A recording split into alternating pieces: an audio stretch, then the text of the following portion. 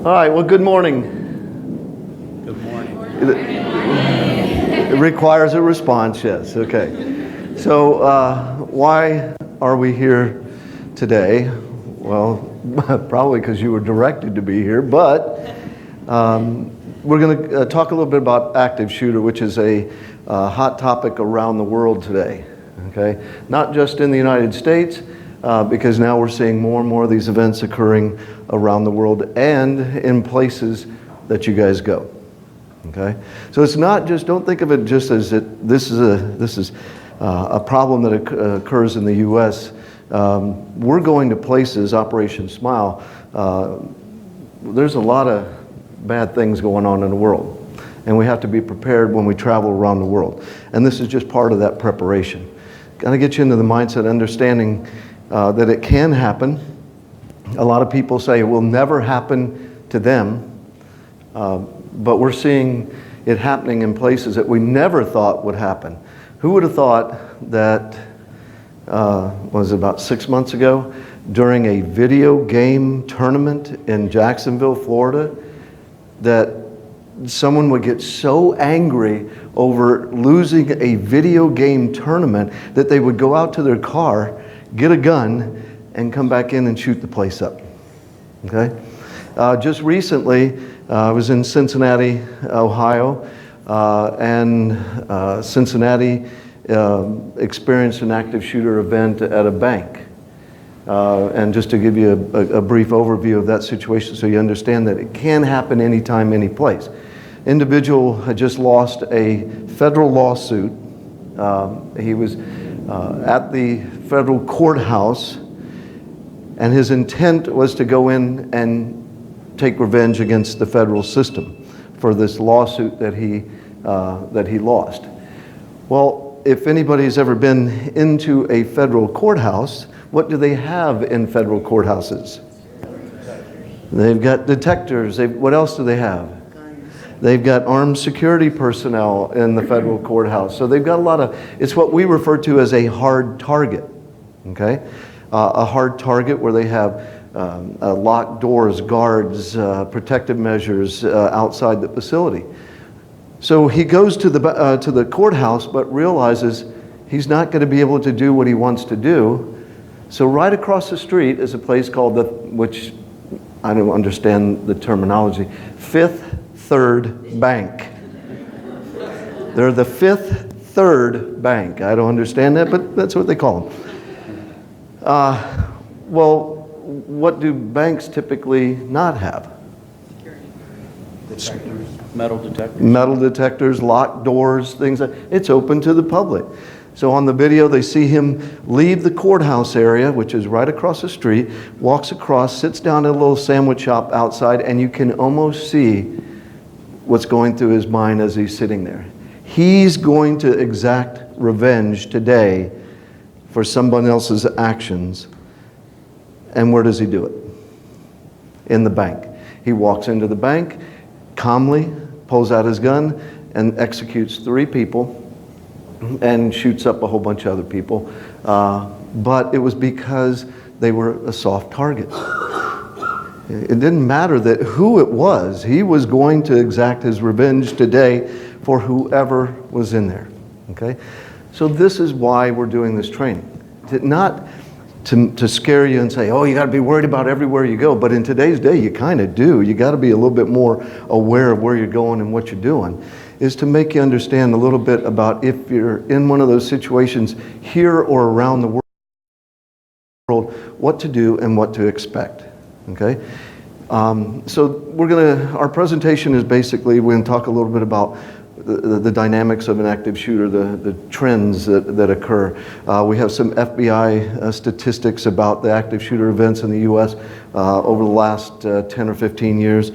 Some of the events that changed what we do and how we do things, because it really has gone from back in 1966 to today.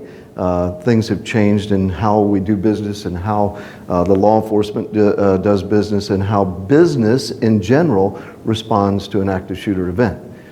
And then we'll talk about what your options for consideration are.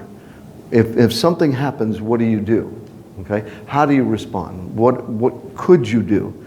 And then we'll talk on the last part of it is what to expect from law enforcement when they arrive on a scene, EMS, and also the recovery phase. Right? Because that's the one part that people forget, and it even goes back to what we were talking about with Lisa, and your organization or your department is how do we respond to it? What's the media response going to be to it? How do we recover and bring and start operations up again? So the recovery phase of it. So we'll just go through all that, and then the objective for this after, or when we're done with this, the presentation part, is to break you up into a couple groups and do a walkthrough of the facility on your side, because we know, I've worked here. For those who don't know me, I did work here before for a little while. We know that the building is divided into two wings, but they're identical. Okay, so Mike Purdy, my partner over here, and I will separate you into two groups, and we'll do a quick walkthrough to discuss the run, hide, fight options that you have in the building. Because people always say, well, they told me run, but I don't know where to run to. They told me to hide, where am I going to hide? So what we're going to do is do a quick walk through the building and find those places that are safe, places to run to, hide to, and then what would you do if you have to fight? All right? So we'll discuss all those elements this afternoon. So real quick, for those who have never met me, my name is Phil Primo. I worked here for a couple years through RMGS, the company that we work for, or that Mike owns, as the security advisor. So I spent about 2.5 years here helping Kevin, them develop their emergency response plan, talk about security, update security measures for the facility. So that's my background. My background was I was retired Navy. I did 12 years with the Virginia Beach Police Department, and I was corporate security for the last 12 years. And then I'll introduce Mike because he's standing over here, and I know he wants to say something. I'm Mike Purdy. Retired military as well. Worked in the private sector security for the last 20 years. Phil brings up a good point with this. You have to expand your thinking that it's not just what do I do here for active shooter stuff can happen anywhere. You can be on the street parking your car. In Independence and whatever. An active shooter is some things happen. So you have to really, unfortunately, start thinking about this kind of stuff. Does anybody aware that Virginia Beach has had active shooter events? Okay. Do you recall any of them?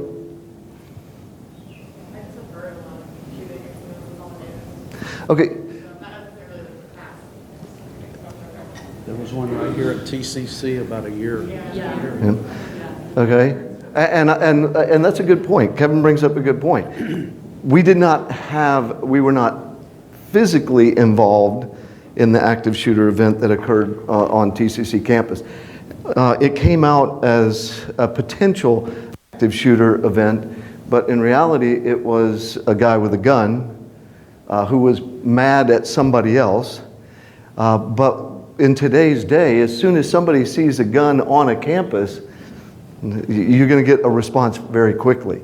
All right? So one of the other reasons we needed to do this training is because back when this occurred, we did not have, excuse me, Ken, we did not have an active shooter plan in writing.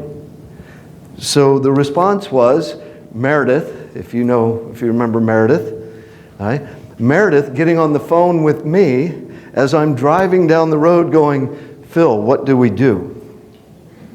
Okay.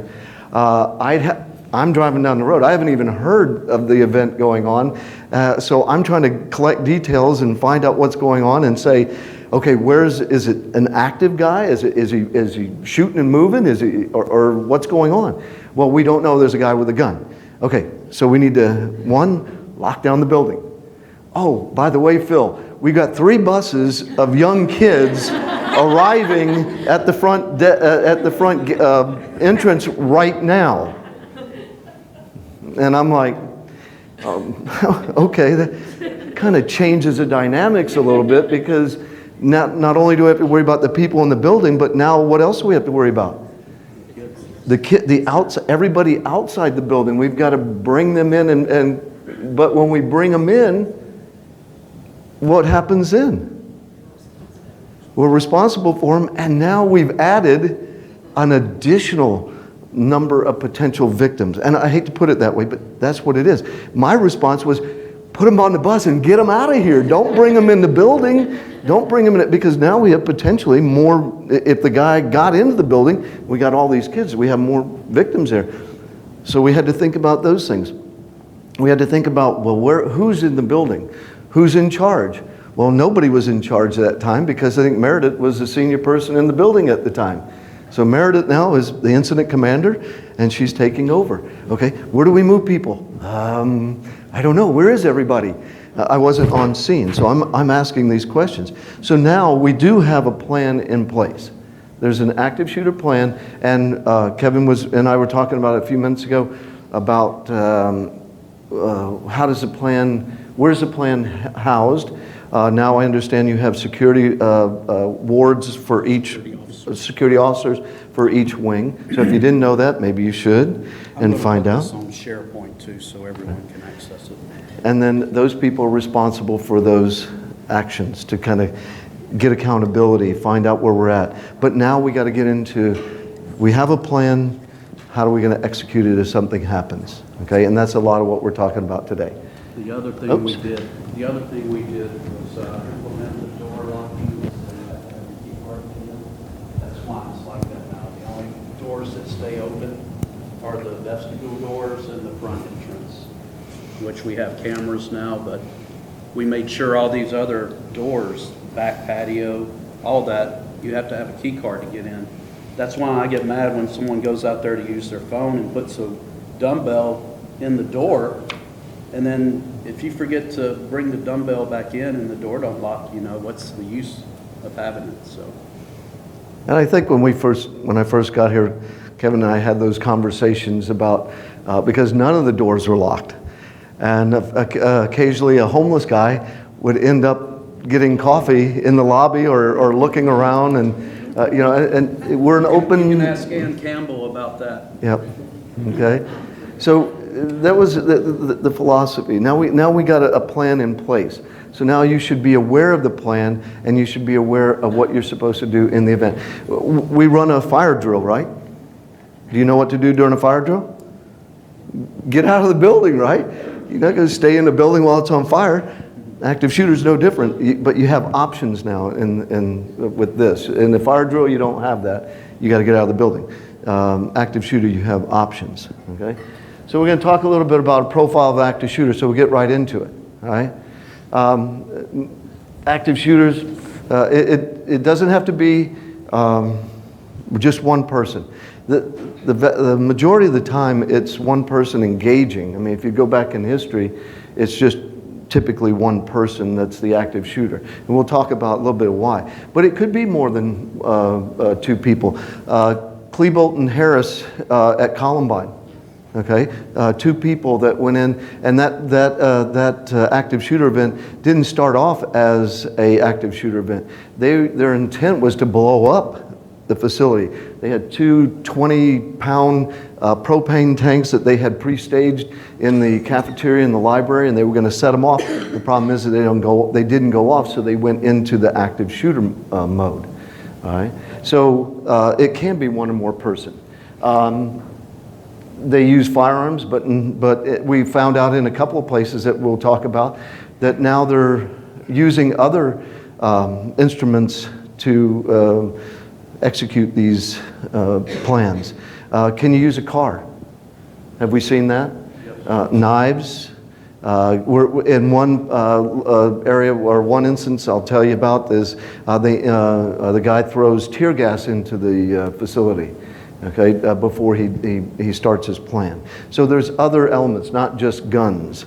Shooter situations are unpredictable, and they evolve real quickly. Just like I was telling you, the guy in Cincinnati, his intent was not to shoot up that bank. His intent was to go to the federal courthouse and extract his revenge on for what they did there. But the target of opportunity then became the bank. Okay? And those people had no clue for that. They had no idea what they were walking into. But that's what happened. So it's unpredictable. Typically, law enforcement is deployed, but guess what? In almost every active shooter event, unless law enforcement is right there on the scene, it's over before they get there. Okay? It's over.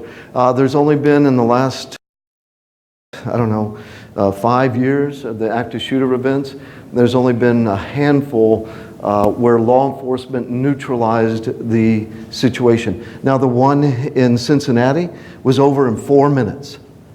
From the time the guy walked into the bank and started shooting until law enforcement arrived on scene and neutralized the individual, 4 minutes. And that's because it was downtown and that's where the police were at.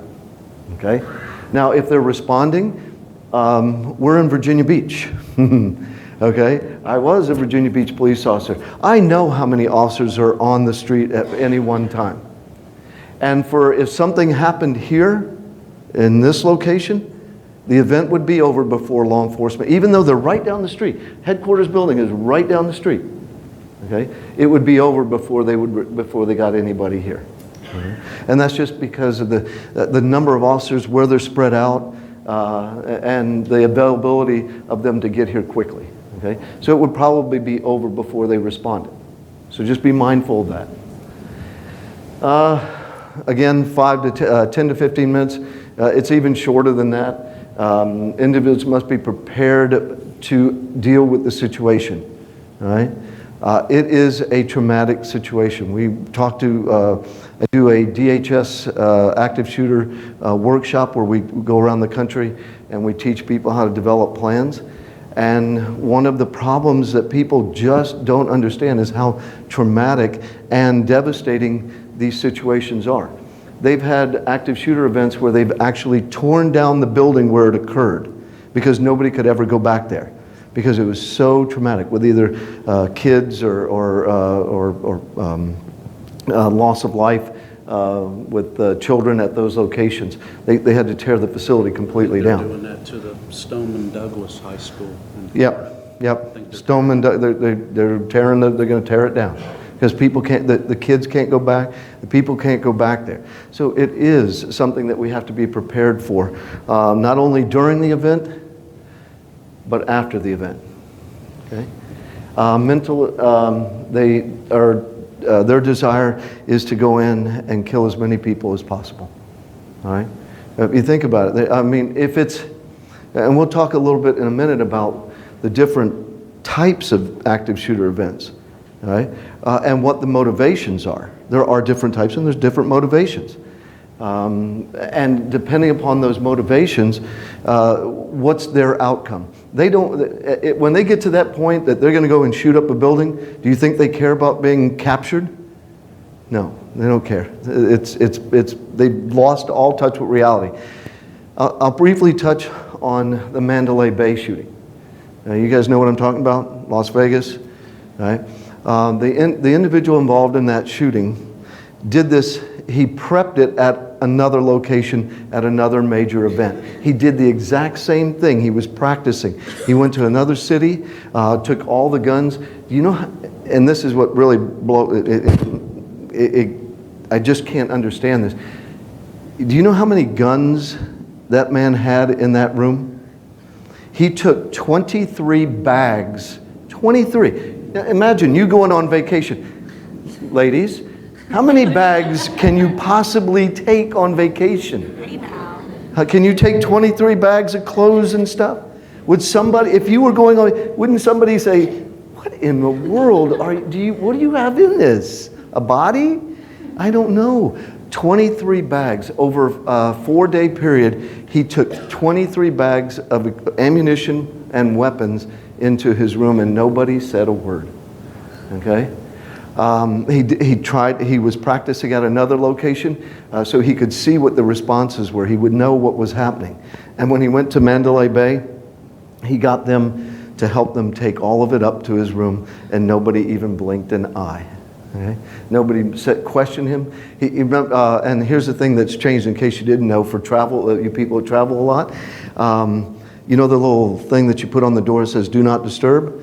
In the United States now, the hotel motel industry has changed their policy where if you put it on there and you left it on there, they would never come and mess with your room, right?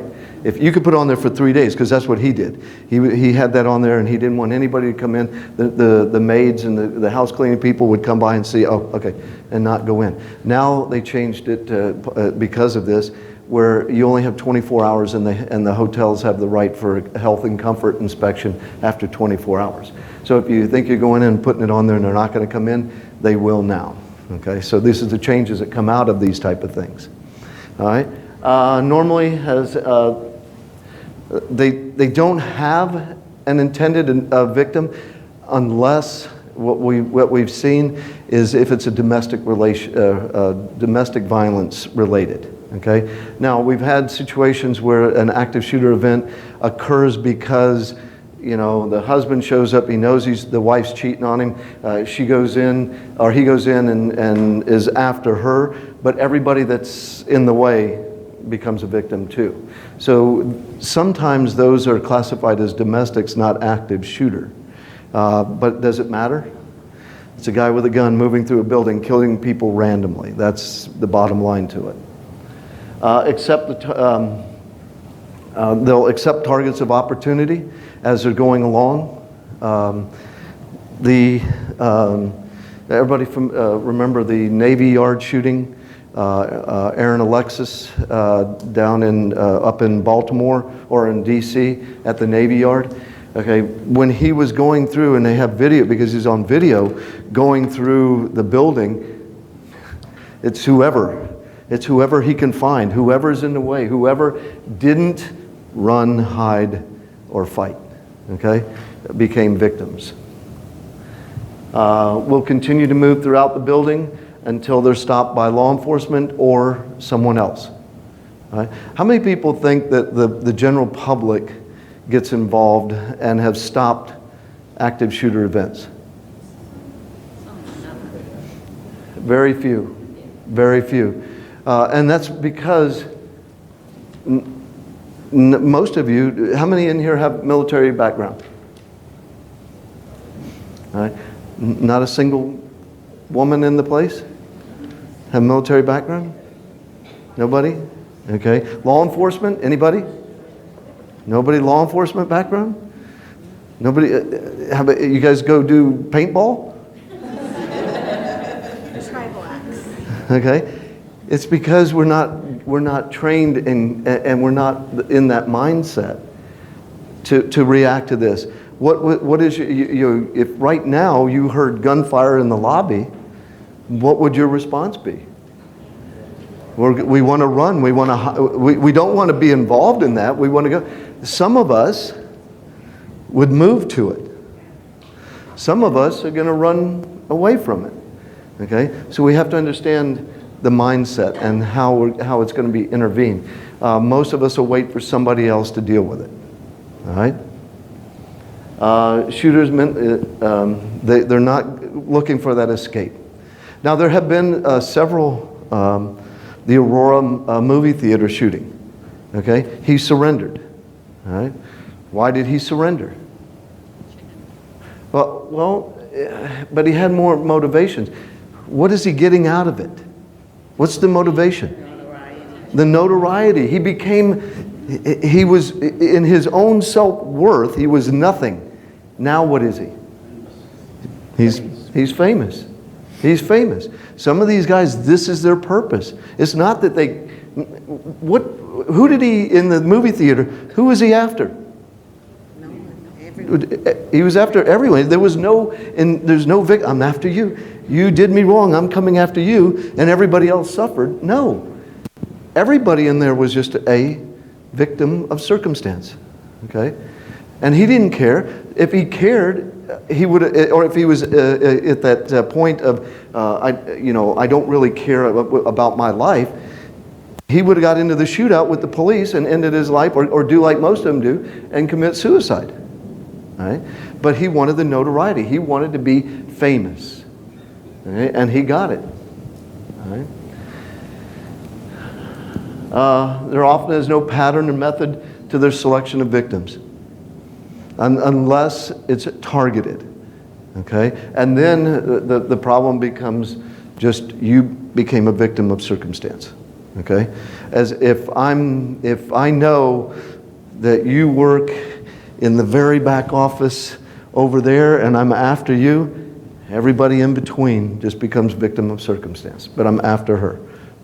Okay? Most shootings are not classified as active shooter events. Okay? And it's because of this. The FBI takes the statistics for active shooter and breaks them out based on the type of event it is. Domestic violence, we talked about that. That's a whole separate category. It's not an active shooter event if we can link it to a domestic violence. If it's more than one victim, and I would say that's an active shooter event, but the FBI doesn't. Drug activity or crimes.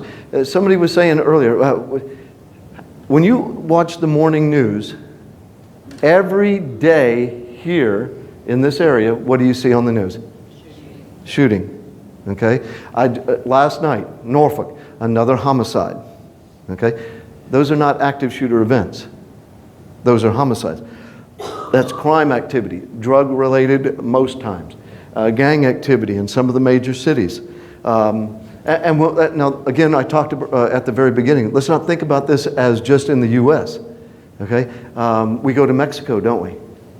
The drug cartels in Reynosa and some of the places, they have no problems of getting into a shootout and killing 10 or 12 innocent bystanders if they're after one drug cartel member. Okay? So just think of it that way. Routine criminal incidents and terrorism. The Boston bombing started out as a active shooter event because they were they used a bomb, but then they got into a shootout later on. But then they reclassified it as a terrorist attack. I'm not going to forget that I'm here. I promise you. I promise you. Okay? I'm not going to forget. All right? So all these different events are classified or not part of the active shooter statistics. Where did DC Sniper? Excuse me? Do you know where the DC Sniper, how they classify that as crime, terrorism? It was domestic terrorism. Okay? They use them sometimes it's hard to make that distinction between the two, but I believe on the DC Sniper, because we never use it in any of the information, it was classified as domestic terrorism. Right? The kid's getting a new trial too. Yeah. He's appealing because talking about the influence that Mal, whatever his name was, had on him. So they're saying that he was a juvenile at the time. He didn't know what he was doing. Okay. Since from 2000 to 2017, 250 events in the U.S. Okay, 2,217 casualties, including killed and wounded. 799 killed, 1,400 wounded in the 250 incidents. So the trend is not that these things are dropping off, is it? If you look at, I got another one here in a minute. We talked about this earlier, okay?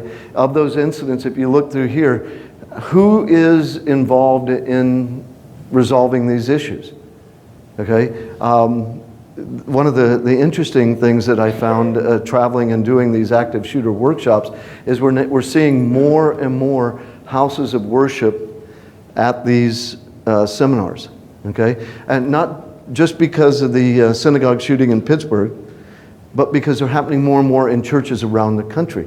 And some that we're not even hearing about because they're not at that large scale as like Pittsburgh and South Carolina and stuff like that.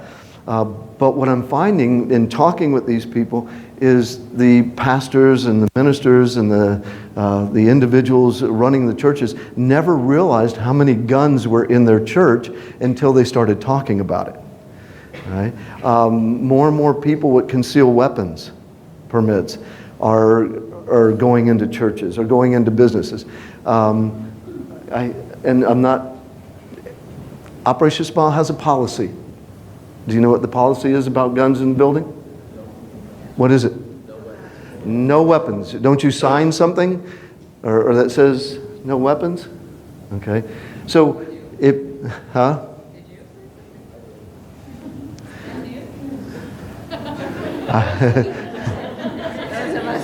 See see the conversation these things spark a little bit about there's no guns in the building. But I was going to say, but I would never believe all of that. Okay, but again, that's the policies. We have a lot of places, churches and stuff, always believe that their parishioners were not carrying guns to church. I have a friend of mine that does church security stuff, and when he started talking to the individuals in the church, they found out probably there was a lot more guns in that church than they thought of. It's because people are now getting more and more aware of what's happening across the country. And again, we're not talking about the shootings are happening in just one specific type of business or stuff. They're happening in movie theaters, malls, churches, pardon me? Bank, where? Interstates. You know, your potential of something happening is anywhere you go. Now, what are the odds of you being involved in something? Do you think they're very high? Very low, very low. I mean, if you think about how many people we have in the U.S., and we only have 250 events that occur, but look at the number of casualties that occur during these events. Your odds are very low, but it could happen. So we need to be prepared. Because you're not just here. We're not just talking, like Mike said, think about outside the box. It's not just here. You travel all over the place. There was an active shooter, if you guys remember, in Fort Lauderdale in the baggage claim area at the airport. Okay, in a place that we would have never thought, because where did they typically happen? If anything happened at an airport, where did it typically happen? At the front, at the gate, at the ticketing agent. Why? Because there was no security there, right? When you first come in. So we thought, how can something happen in baggage claim? You've already gone through all the security. You've gone through everything. Well, our procedures and the law says you can carry a weapon on an airplane. It has to be locked up in a bag, separate from here. But where do you get it? Baggage claim. He went into the bathroom, he opened up his luggage, he reloaded it, and then walked right out into the baggage claim area and started shooting. Okay? Uh-oh. They locked it on the road. Just stop. Okay, we have to stop.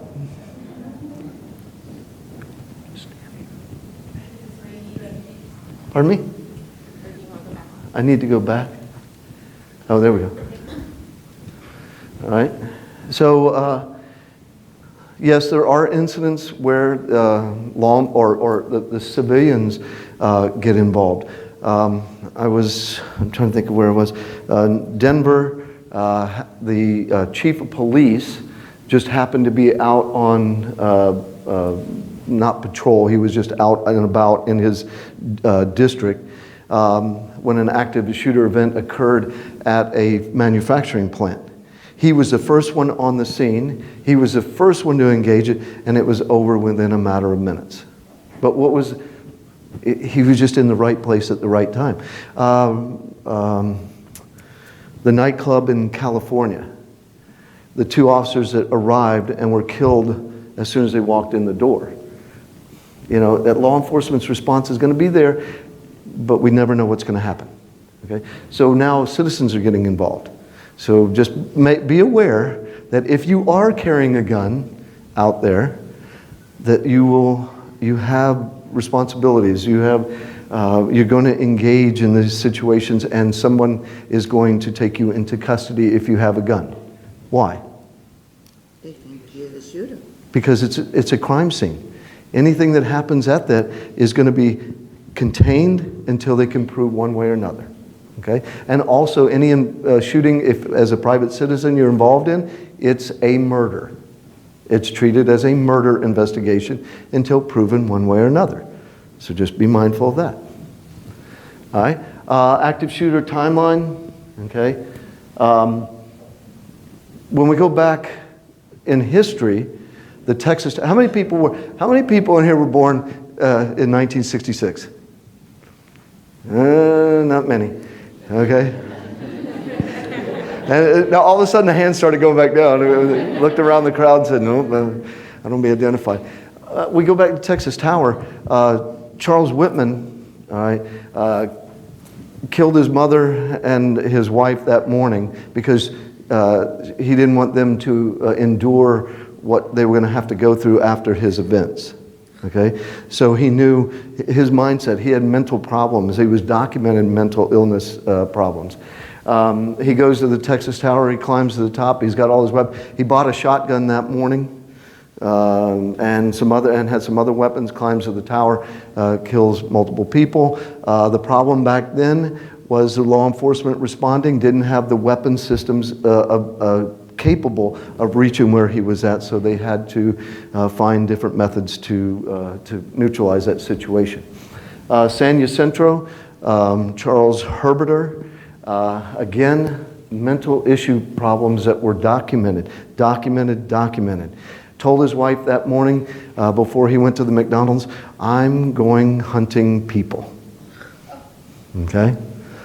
So he walks into the McDonald's in San Jacinto and opened fire. 27 people. All right. We know Columbine. Okay. I mean, that was the catalyst to change law enforcement's response to an active shooter event. The problem with Columbine was we were doing what we had always been taught to do in law enforcement. The first people on the scene, secure the scene. Try to create this perimeter around and contain it. And wait for who? SWAT. Okay? Wait for the tactical teams to arrive. Well, I already mentioned, how long did most of these events go? 10 to 15 minutes, and in some cases even less than that. All right? So we're waiting for SWAT to arrive, and SWAT, depending on, in Virginia Beach, SWAT is not out on the street, ready to go, standing around in their trucks like you see on TV. You know, they're not in the back of the truck waiting. They're not all they're all over the city. Okay?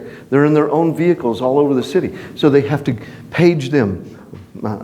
Not page them, they call them now. I go back to the old days of paging, but they call them now. They get them on their computer, or they text them or something, or Snapchat them. I don't know what they do. But they have to get a hold of them. Then they have to all respond here, and they're not going to all respond here. Typically in the old days, they would go and find a place like the next building over, gather, get all their equipment together. Okay, now we got the whole team together. Now let's move.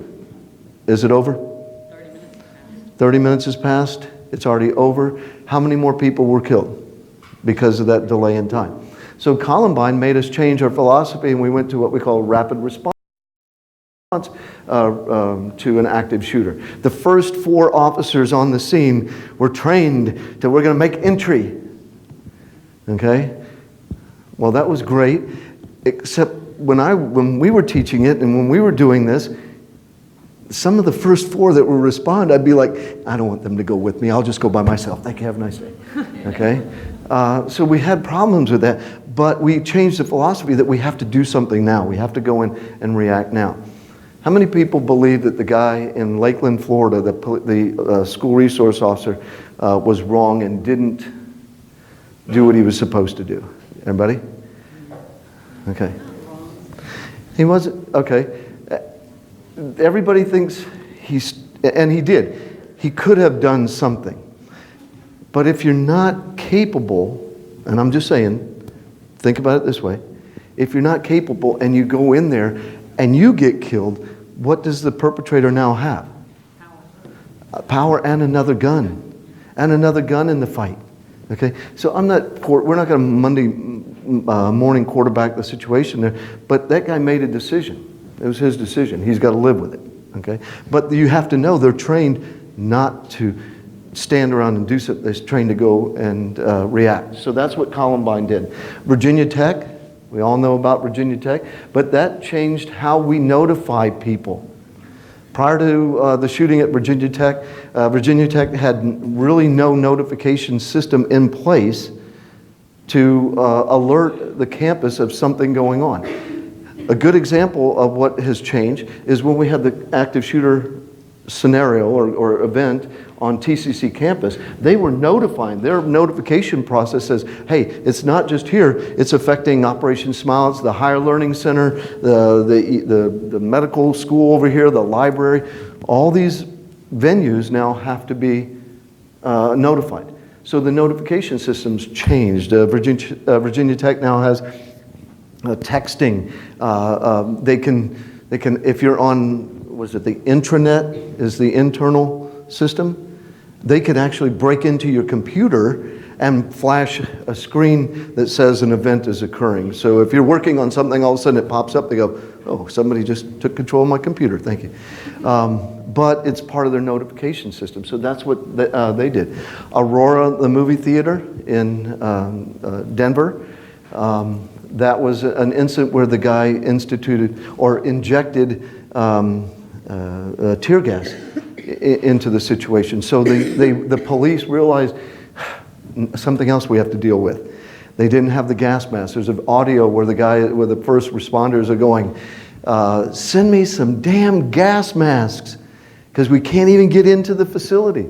So now a lot of the police departments, all the officers are required now to carry their gas mask in the vehicle with them. Okay, Las Vegas.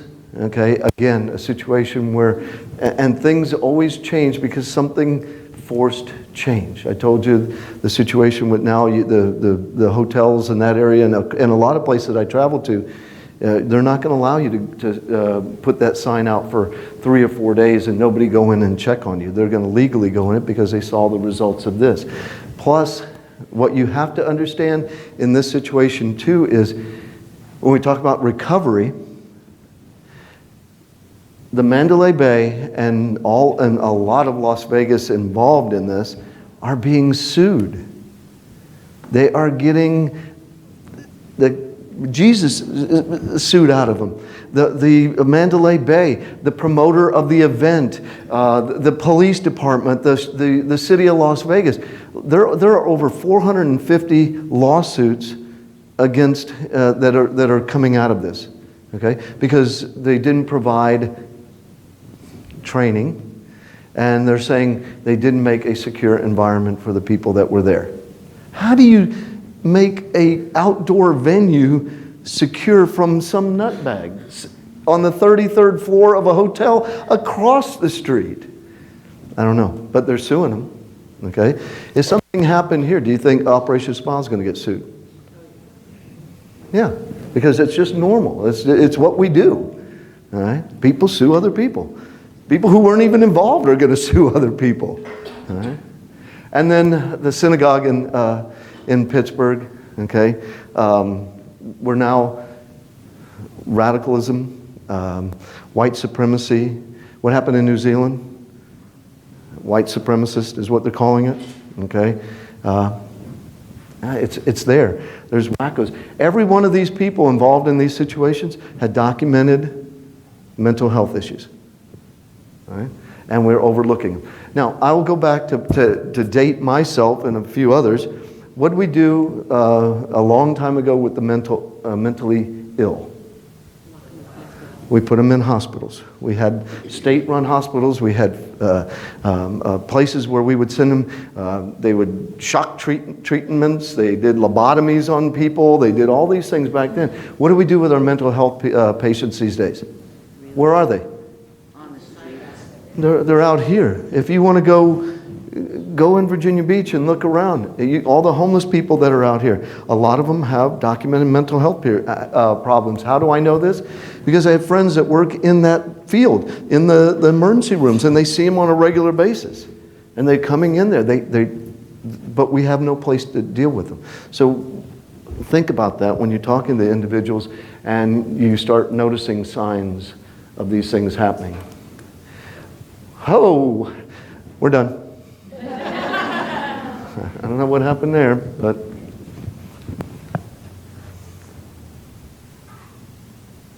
all right. Let's try that one more time. Different places around, we've already talked to a lot of these, and these are some of the newest ones. Down in Lakeland, Florida, or Louisiana, in New Orleans has had an active shooter event where two guys, it was actually gang related, but it turned out to be active shooter event because they were just on Bourbon Street, just lighting it up. And everybody down there becomes a potential victim who was down there on vacation. Again, just different places. We've already talked about a bunch of these. Sandy Hook, another tragic event, okay? And believe it or not, we teach this when we're talking about plans. Sandy Hook had a very good plan. Everybody knows what I'm talking about, the Sandy Hook, the school, the elementary school up there, okay? They had a very good plan.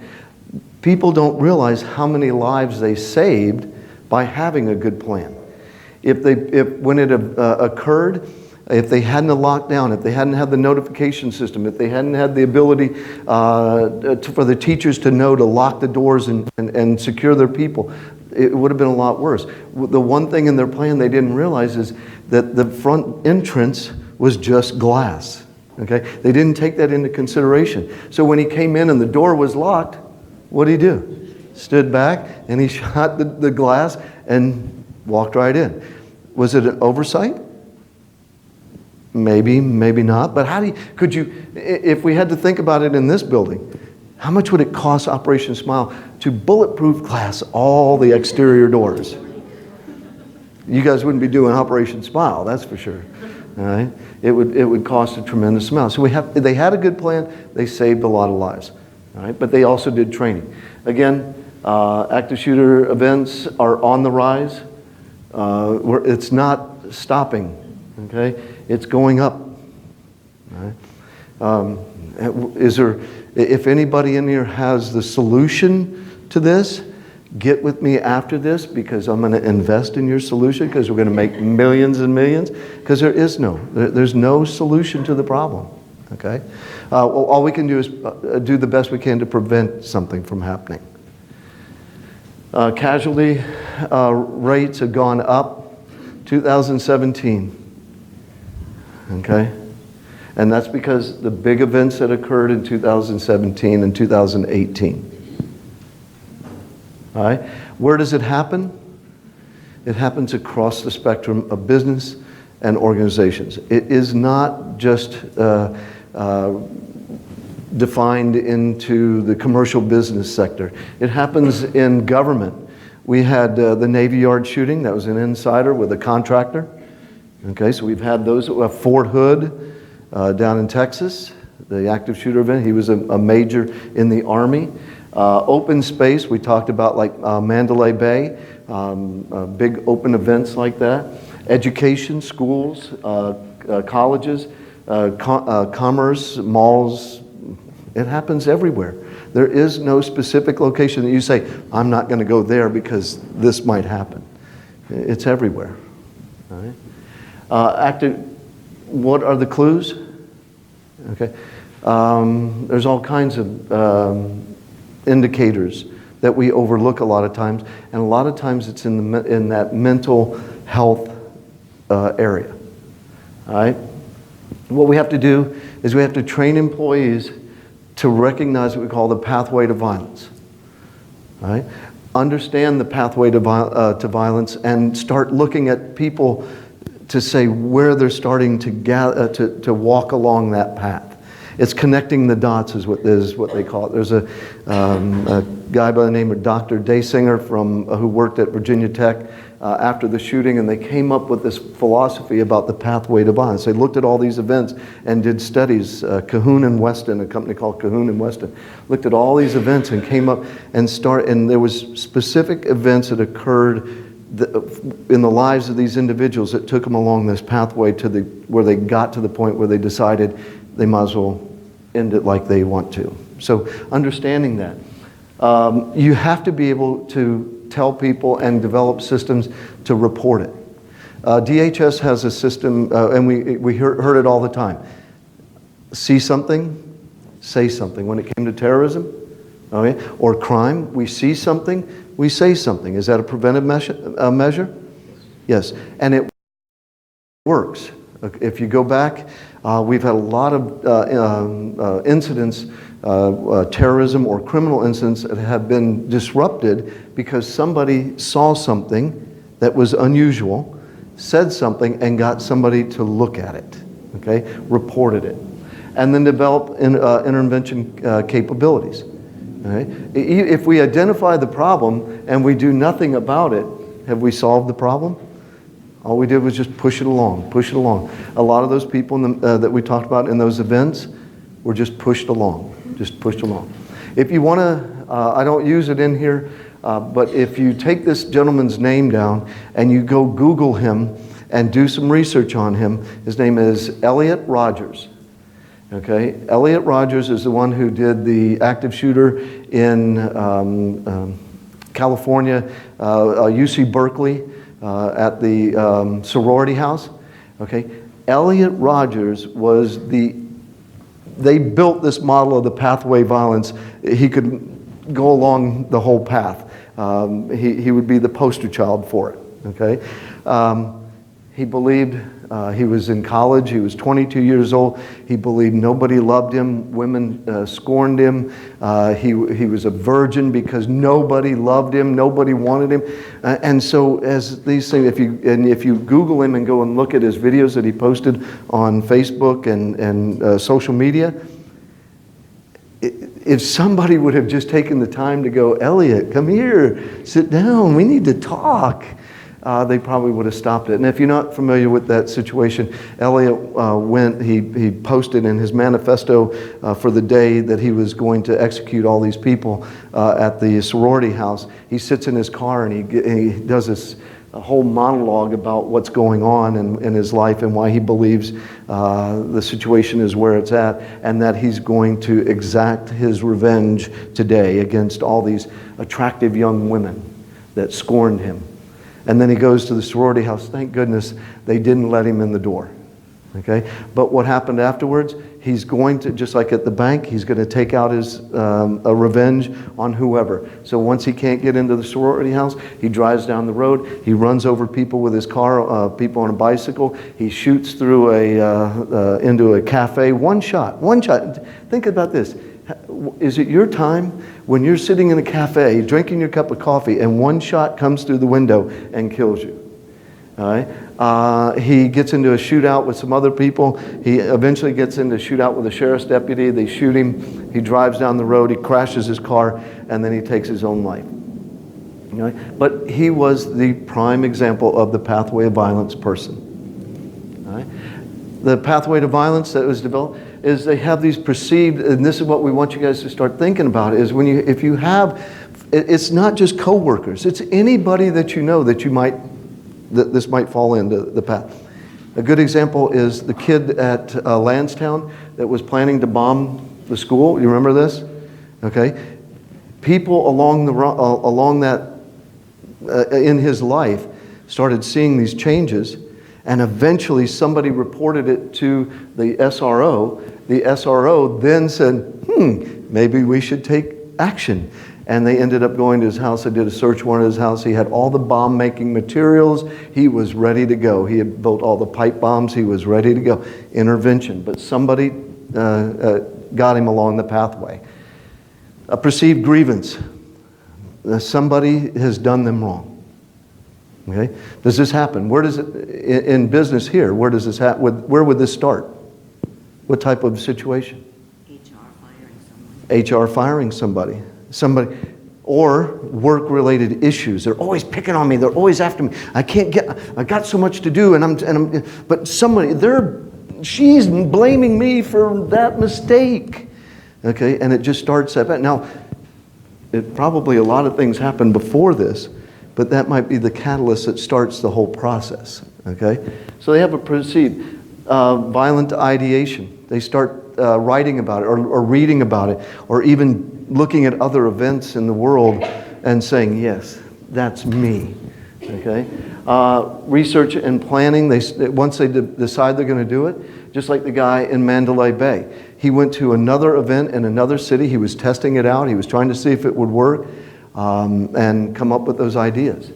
Pre-attack preparation, that's when they're going to go out and start getting the materials they need, whether it's bomb making or start buying guns. In almost Sandy Hook, where did Alan Lanza get the guns? His mother bought them for him. Was he underage? I think so.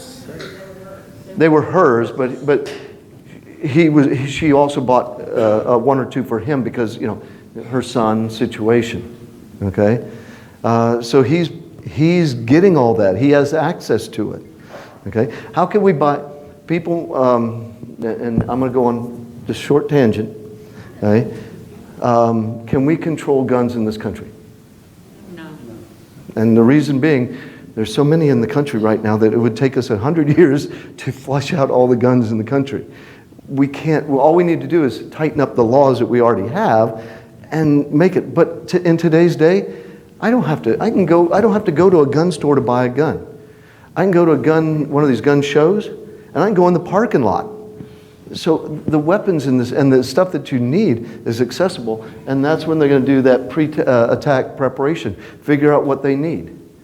The guy at Mandalay Bay was buying. He didn't have to buy automatic weapons because you can't buy automatic weapons unless you have an FFL, a federal firearms license. Okay, so they developed what they call bump stocks. All it is it allowed the gun to fire faster. Okay, now we've changed the laws on that. Okay, so some things do change. Probing and breaching, they'll start the surveillance process. They'll start figuring out, how do I bypass the security? How do I get into the building? The Navy Yard, Aaron Alexis, was a contractor who had a badge. He could get in the door. All right? Kevin and I are friends. Kevin knows me. But every time I come to the building, how do you think I get in the building? I wait for one of you guys to open the door and I walk right in. Okay? I watch the procedures. I see, it was during the exercise. Okay? It was somebody, I had never seen him before. They had never seen me before. I waited right here at the door, had my hands full. As soon as she opened the door, oh, thank you very much. And I walked in the door. Never asked me who I was, where I was going, what I was doing. Okay? So we look for those procedures. That's what they're going to do. See how I can access the building. All right? You'll start to see along the pathway, they'll start getting their writings in. They'll start seeing Facebook posts, things of that nature, those social media things. Very important. They'll start writing their manifesto. All right? Stop. I don't know what's going on. I apologize. Probably the batteries in this thing. Where are we at? There we go. Oh, we'll just go all the way to the end. Okay, and we've already talked about anyway. They'll start devoting time to gathering materials, and they'll do the testing and surveillance to see. And then the day that it happens, they've got everything together, they have their plan, and they move forward. Are some of these things impromptu? Yeah, the last one at Third Bank was impromptu because, but he did he got to the point, he did the surveillance kind of thing because he went over to the federal courthouse and said what? Too much security. But look over here. I'll go sit over here and I'll watch the bank for a minute. They don't have any armed guards. Easy for me to get in. I go there. Okay? So sometimes it's just they'll progress real quickly. But that guy made it all the way up to here and was executing his plan. It just didn't go the way he wanted it to.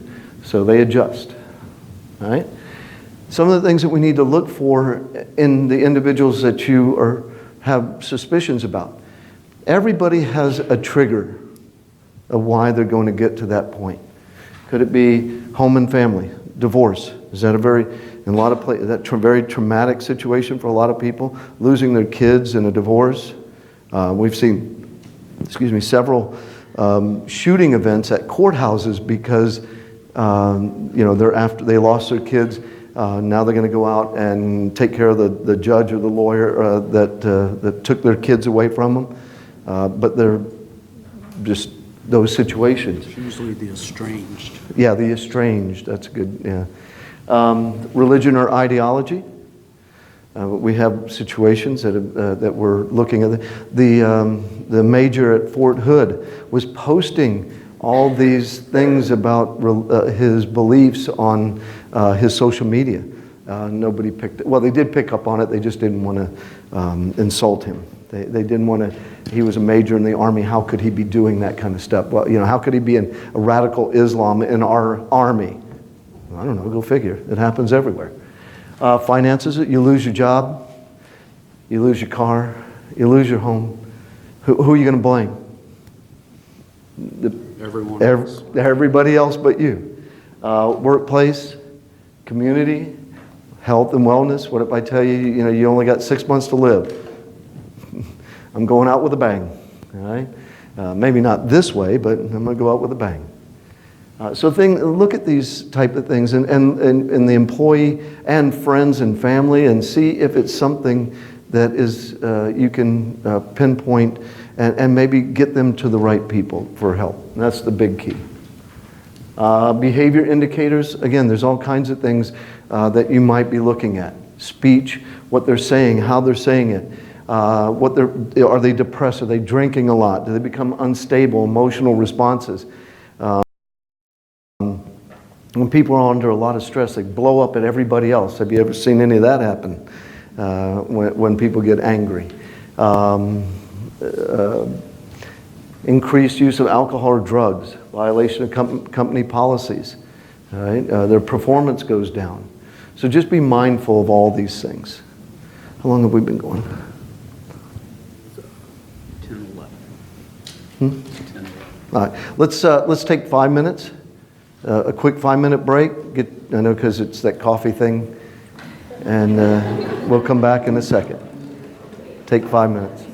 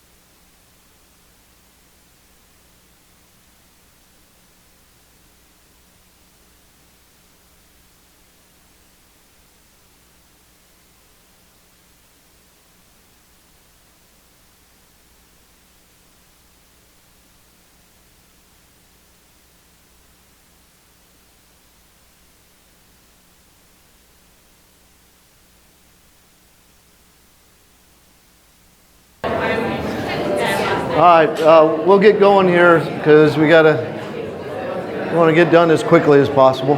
I know you guys do too. Got to go to lunch. If everybody can come on in and have a seat. Hey, and also remind, there's a sign-in sheet going around. Make sure you get signed in so you get your credit. I don't know. Maybe you get a bonus this year if you sign in. I don't know. No?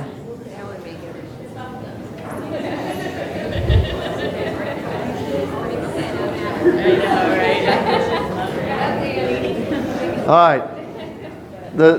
What we have up here is under the workplace violence thing to kind of help you understand where you fit in the type of organization and business that you have. There's 4 categories up here. All right. Now think of it. You are Operation Smile, traveling all over the world, dealing with all types of people. Potentially, you fall into all 4 categories. Okay. Violent acts by criminals who have no other connection to the workplace. If we're overseas, we're in some country, what do we have with us? We have medical supplies. We have medical, in some of these countries, have we not had situations where people have stolen things from us, broken into the facilities? So you potentially overseas. Now, here, could that happen here? Yeah, we got a whole warehouse full of stuff back down here that somebody could break in or target this location for that. So potentially that. Violence directed at employees by customers, clients, patients, students, inmates, I don't know about inmates, but inmates, or others who are organized and provide services. Is that you guys overseas and here? I've been on missions where family members get extremely mad. Why? Because they didn't get surgery. Their children didn't get surgery. In the DRC in Kinshasa, I thought I was going to have to physically intervene in a situation because the mother was not going to accept that her child was not selected and got extremely mad. Okay? So yes, we do. We have those situations. We're providing a service. So whenever we provide a service, there's always going to be somebody that's not happy with your service. Okay? How about violence against coworkers, supervisors, or managers? Okay? We're in such a happy, friendly environment here. Nobody would ever get mad at anybody else, right? The kinder and gentler situation here. That'll never happen here. And then violence committed by workplace by someone who doesn't work there but has a personal relationship with somebody. Okay? Every day, there's always that potential. You know, the unhappy husband or wife who's going to come to the workplace and deal with the situation here. So just be mindful. You guys fall into, because of the type of work that you do, you fall into all 4 of the categories. I'm still on that 5th, 3rd bank thing. It ties me up. All right? So be mindful of this, that you could be anywhere you go, these situations could arise, or that's why they're there. All right? So let's look. Who are we looking for? Who is the guy that we're looking for, or the gal that we're looking for? Is it always men committing active shooters? No. There was, quite a few years ago, there was a woman who was terminated from the Postal Service. And you know the term going postal?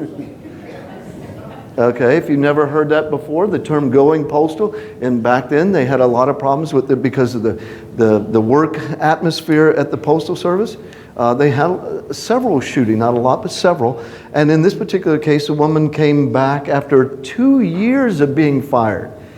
In other words, she sat at home stewing for 2 years to plan her revenge against the Postal Service, and then plotted and went along that, because the pathway of violence could take a long period. It's not just a short, it could be a long period of time.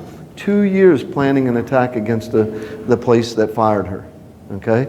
So just think about that. It's not anybody in particular. It could be anybody. Harrison Klebold, high school students, right? The guy at the Aurora movie theater, I think his last name is Dalton. All right. Redhead kid, looked like the average American. Holmes, I'm sorry, John Holmes. Dalton was the one from Kalamazoo. Oh, there's a good example. Okay. Uber driver in Kalamazoo. Okay. As he is picking up his rides on Uber, he's then going to the next place, killing people, and then getting his app and going, oh, I got another ride over here.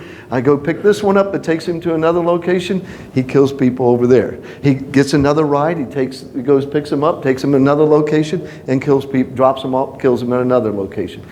It's anybody, everybody. Everybody is suspicious, so look at everybody differently. All right? Race, age, gender, ethnicity, it doesn't matter. There's no specific FBI profiler that's going to say these are the only people that ever commit an active shooter event. It can be anybody. All right? That's why we got to look and watch people and identify it and report it early along that pathway of the violence. If we see those things, is say something. Say something to somebody so we can get some help. Okay? What are their motivations? It's across the board. It's across the board. It could be employment issues. It could be drug and alcohol problems, domestic issues, or terrorism. Right? Hate crimes. We saw this in New Zealand, right? Hate crime. All right? We saw it in South Carolina in the church. Hate crime. Was that what they considered the Pulse nightclub? Pulse nightclub is going to be a hate crime. Okay? So, but they're active shooter events. But what we're saying is, there's no one specific thing that you're looking for and can put your finger on and say, oh, he's going to be prone. Phil's prone to active shooter because he is doing these things. No. In some cases, they don't even tell anybody. Right? I could be planning an attack, sitting at home, and still coming out here and teaching active shooter. Could I? Sure. Yeah. I'm just not displaying it right now. Oh, no, I'm just kidding. I'm not doing that. All right. What are we looking for when you have these situations or potential people hanging around? When I first got here, the doors were open. Everything was open.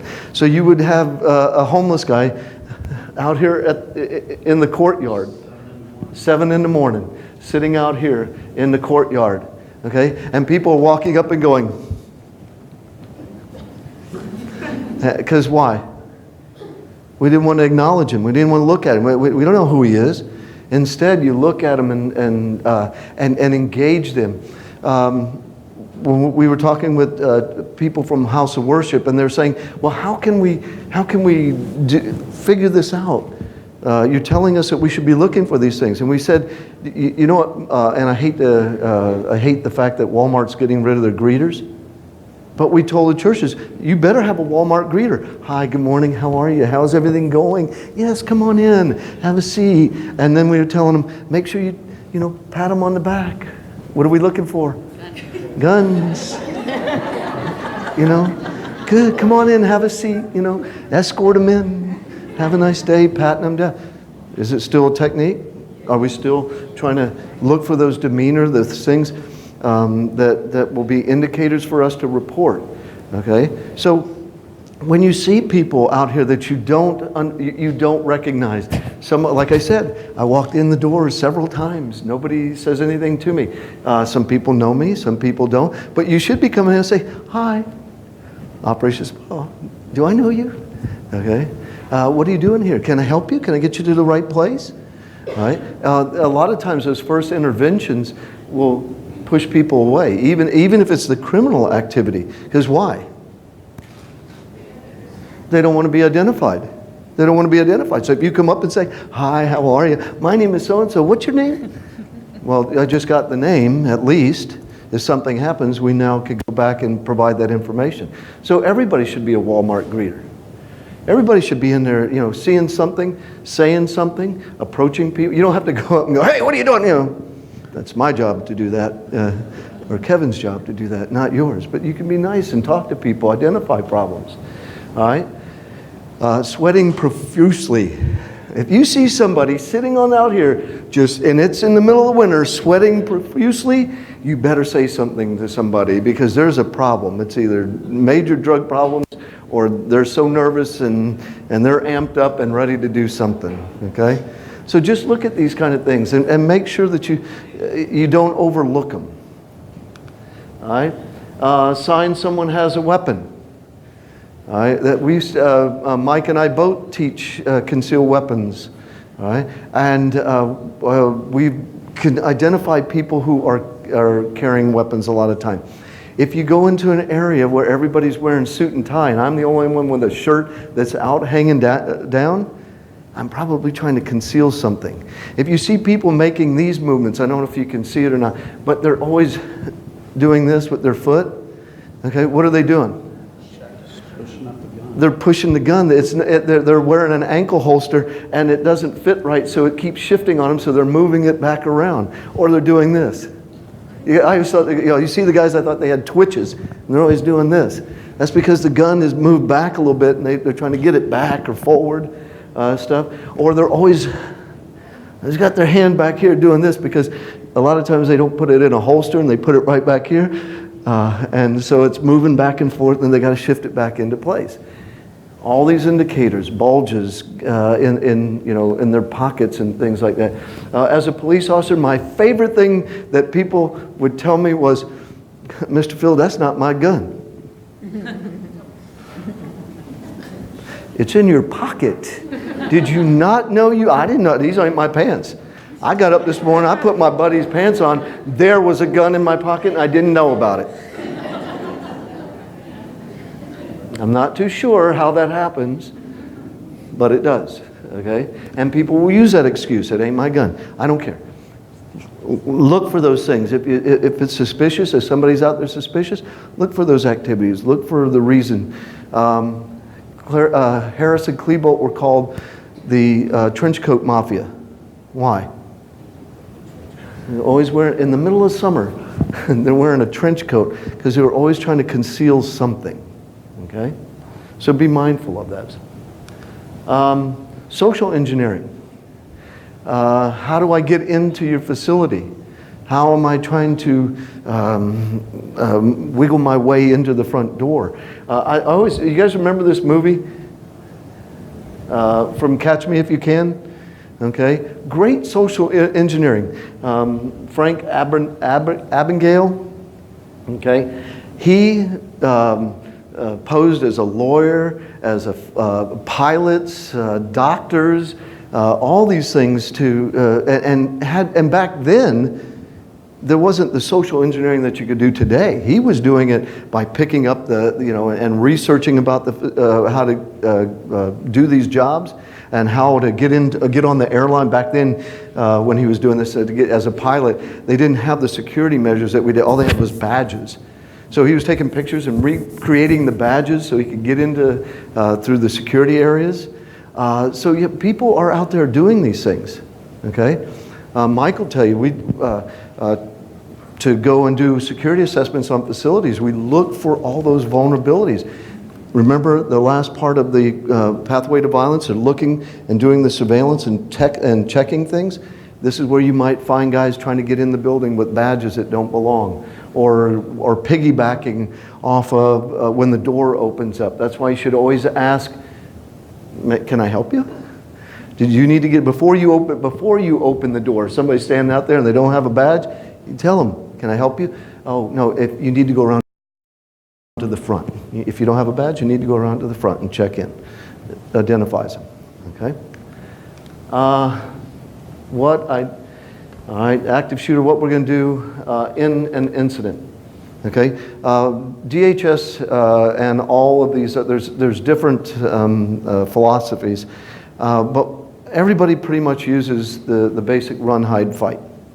Okay, but most people don't understand what it means to run in an event like this, to hide, okay, or to fight. I was just in Cincinnati, and a woman from chemical sector asked me, well, what do you mean fight? And I told her, and she had the look on her face like, oh my God. I said, fight to the death.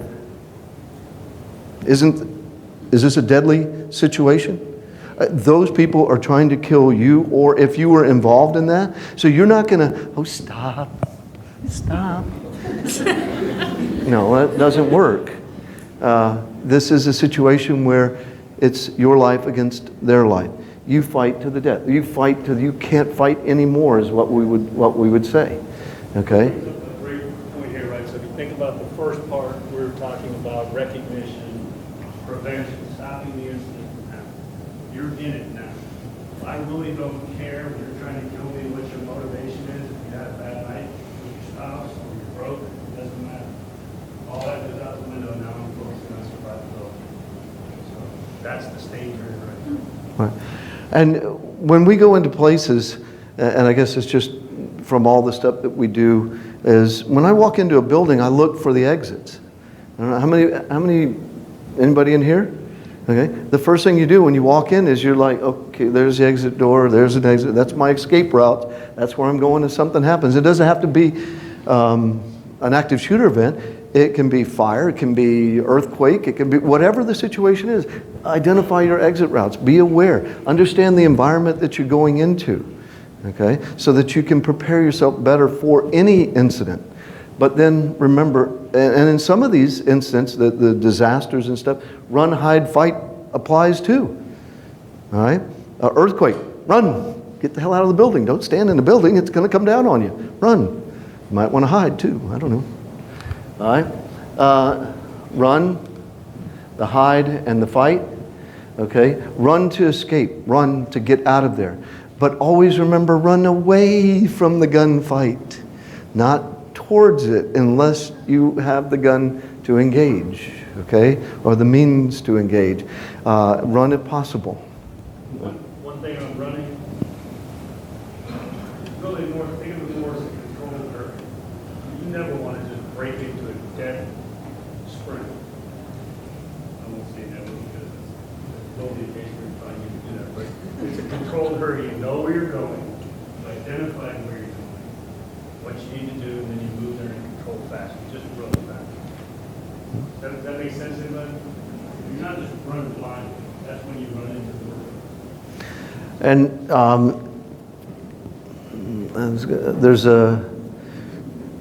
it's an unfortunate thing, but the most recent video in New Zealand with a guy, he was streaming that attack live. Is everybody aware of that? He was streaming it live, and as soon as it went live, people were posting that video all over the world. And in the video, if you haven't seen it, you probably don't want to, but in the video, it looks like a video game. He has the camera mounted on the gun. How many people play those video games with the shoot 'em up video games? Have you seen what I'm talking about? And the camera looks like it's right at the end of the barrel or on the gun. Well, he did the same thing. He mounts it right here. So as he's going through, it's from the gun's perspective. And in one situation where we're talking about run, an individual has no clue of what they're doing, and he runs right around the corner into the guy. So he has no clue. All he knows is he's running, and he runs into it, and the guy goes bap, bap, bap, bap, and shoots him as he's going past him. So he ran, like Mike's saying, this guy's just running to be running, but without any plan, okay? So be mindful of that. And then we'll talk a little bit more in depth about the hide and to fight only as a last resort, okay? So again, run quickly and quietly as possible. Have your plan. No, if the gunfire is, or the event is happening out here, we want to run this way, out the back doors, and continue to go. Go, go, go. Go until you find a secure place to hide, okay? Or to at least be separate from the event. Quietly is another good one. Quietly is you don't want to be banging the doors and kicking stuff open, because that indicates you're in that area. So if he may that individual may come to you, especially if you have multiple people. Okay? So quietly, move. Leave your belongings behind. It's not the time to load up your laptop because you were doing some work and you can't lose that. Stop it. Okay, it's got to download or whatever. Just go. And your purse and your belongings and your lunch. Leave it. It's okay. It'll be there when you get back. Okay. Bring a friend, a coworker if possible. Grab people. If you hear something, let's move. Let's go. We can't sit here anymore. Let's move. Let's get out of this situation. All right? Gather those people and move quickly and quietly as possible. Call 911 as soon as you get to a secure location or en route. Okay? Now, calling 911, I will discuss that in a few minutes. But be mindful of the information that you're passing, because when you're calling 911, the people that are coming to help you need to know as much information as they can to prepare as they're getting here. Okay? So 911 is not screaming like a banshee, someone's shooting, and then running and leaving them at that, because it doesn't help in the situation. Provide as much information as possible. Keep your hands, if there's law enforcement responding or in the area, keep your hands. Have you seen the different videos of people during active shooters, and they're coming out of buildings and they have their hands like this? Are they surrendering?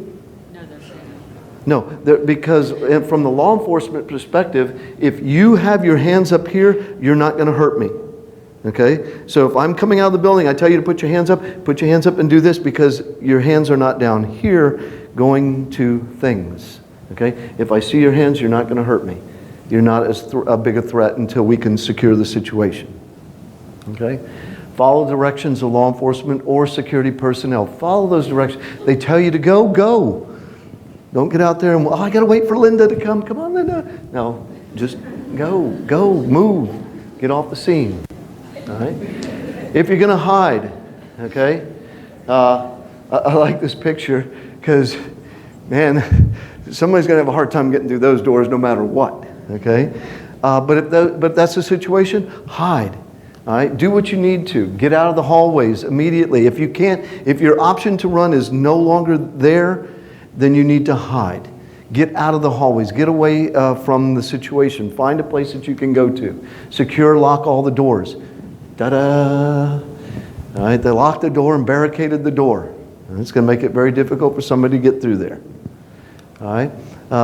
Dark closets under cabinets, not in the shower or in the toilet. I'm not going to show you how you're getting into the toilet, but in the bathroom. So I think what they're referring to is getting in the stall and putting your foot, doing this so they don't know you're in the toilet. That's not really hiding, okay? Because they just have to understand that you're in there, and just be mindful of that. Secure all noisemakers. Turn off your cell phones. All right? Or not turn them off. Sorry. Don't want to tell people to turn their cell phones off. Turn them so they're not in the ring mode, or turn the volume down. Put them in the silent mode. All right? So that you're not bringing that information to them. Remain in place until the 100% positive ID with law enforcement. A lot of times, we've been hearing this at some of the events that for the developing plans, is people are coming up with key phrases to let people know that it's secure. Okay, so you might say, Coors Light. Not that I like Coors Light, but that might be your key word to let people know. But it has to be something specific. It can't be something that is confusing either. All's clear. Well, I could say that if I was a bad guy. All's clear, ollie ollie income free. And now you start coming out, and now I've got more victims. So it has to be something that's specific and can be used for that people know what it is. All right? If you're going to fight, we talked about it. We're going to use everything and anything in our power to overtake this individual. Look for those equalizers. Okay? Kevin has 3 things on his table right now that I could use to inflict bodily injury to him right now. Okay? This Yeti cup that has hot coffee in it, and look at the size of that cup. All right? I could use that as a weapon. He's got a pen on the table. Okay, a lot of nice strikes to the face, that type thing is a good fighting device. Is this a good fighting device? Yeah, because if I pound this into his face multiple times, so right there's 3 weapons that he has on his desk right there. All right, we have multiple chairs, we have multiple tables that we, anything, fire extinguishers, artwork. Just be mindful that it might cost a lot in the end, but all those things, anything that you have available to you, use it. Ambush attack. If you have multiple people, now there's a time to fight and there's a time to hide. If Gabby Gifford, Congressman Gifford, in Tucson, Arizona, at the Safeway, they did the Congressman on the Corner thing. She was there to meet and greet and talk with individuals. The individual that came to the attempt to kill her and several other people. During the shooting event, 7 seconds he shot, 21 seconds he shot 7 people. 21 seconds, okay? He went to reload, and that's when 2 gentlemen who had dropped to the ground realized that he was now trying to reload. They got up, they rushed him. Patricia, CRS, I forget her last name now. She had dropped down. She discusses the fact that Patricia Maish. She discussed the run-hide fight. She didn't have an opportunity to run because when it happened, it was right there. She didn't have an opportunity to run. So she dropped down to the ground and was thinking that she was hiding, but she had nowhere to hide.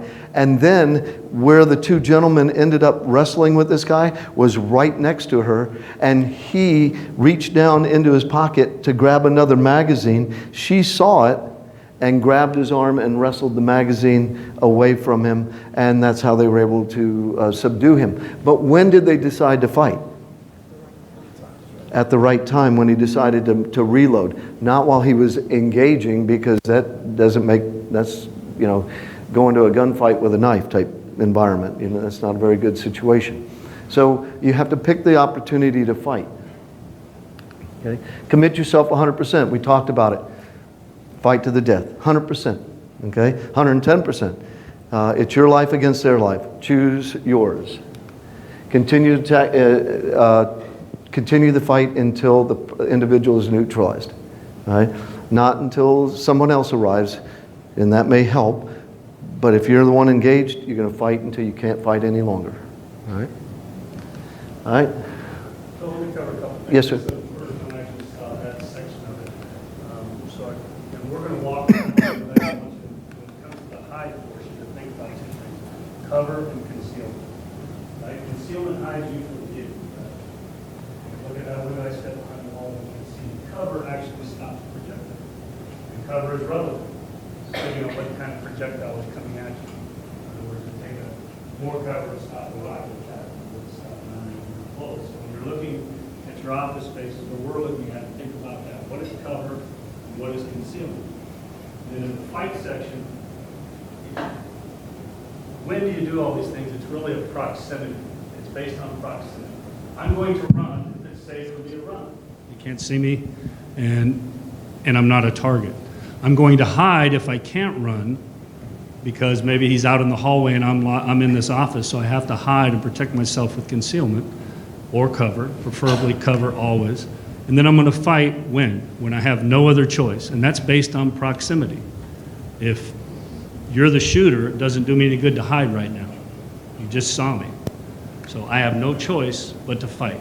The first thing I want to do personally, and you have to know your own level of skill and your own competence, and everybody is different, is I want to get control of the weapon. So in that picture, I'm going to try to get my hands on that weapon, not take it away from him necessarily, unless I'm skilled enough to do that, but to control the muzzle away from myself and away from anybody else. And I'm never going to let go of that thing, ever. He's going to shoot, it's going to be hot, it's going to burn my hands, but I'm not letting go of that muzzle, because that's what's going to kill me or somebody else. And hopefully, Phil comes along with that fire extinguisher and knocks him on the head while I'm holding the gun. But it's really based on proximity. I'm going to run if it's safe for me to run. I'm going to hide if I have no other option, right? Because running is not safe. And then I'm going to fight as the last option, and that is based on proximity. You know, the average person on the street, although these aren't average people on the street, don't shoot very well. So if I'm running 25 yards away, it's pretty hard for that guy to hit me. From this distance, anybody can hit me. So those are really the kind of the keys that I focus on anyway, or would like you to focus on, specifically cover and concealment when you look at the building, right?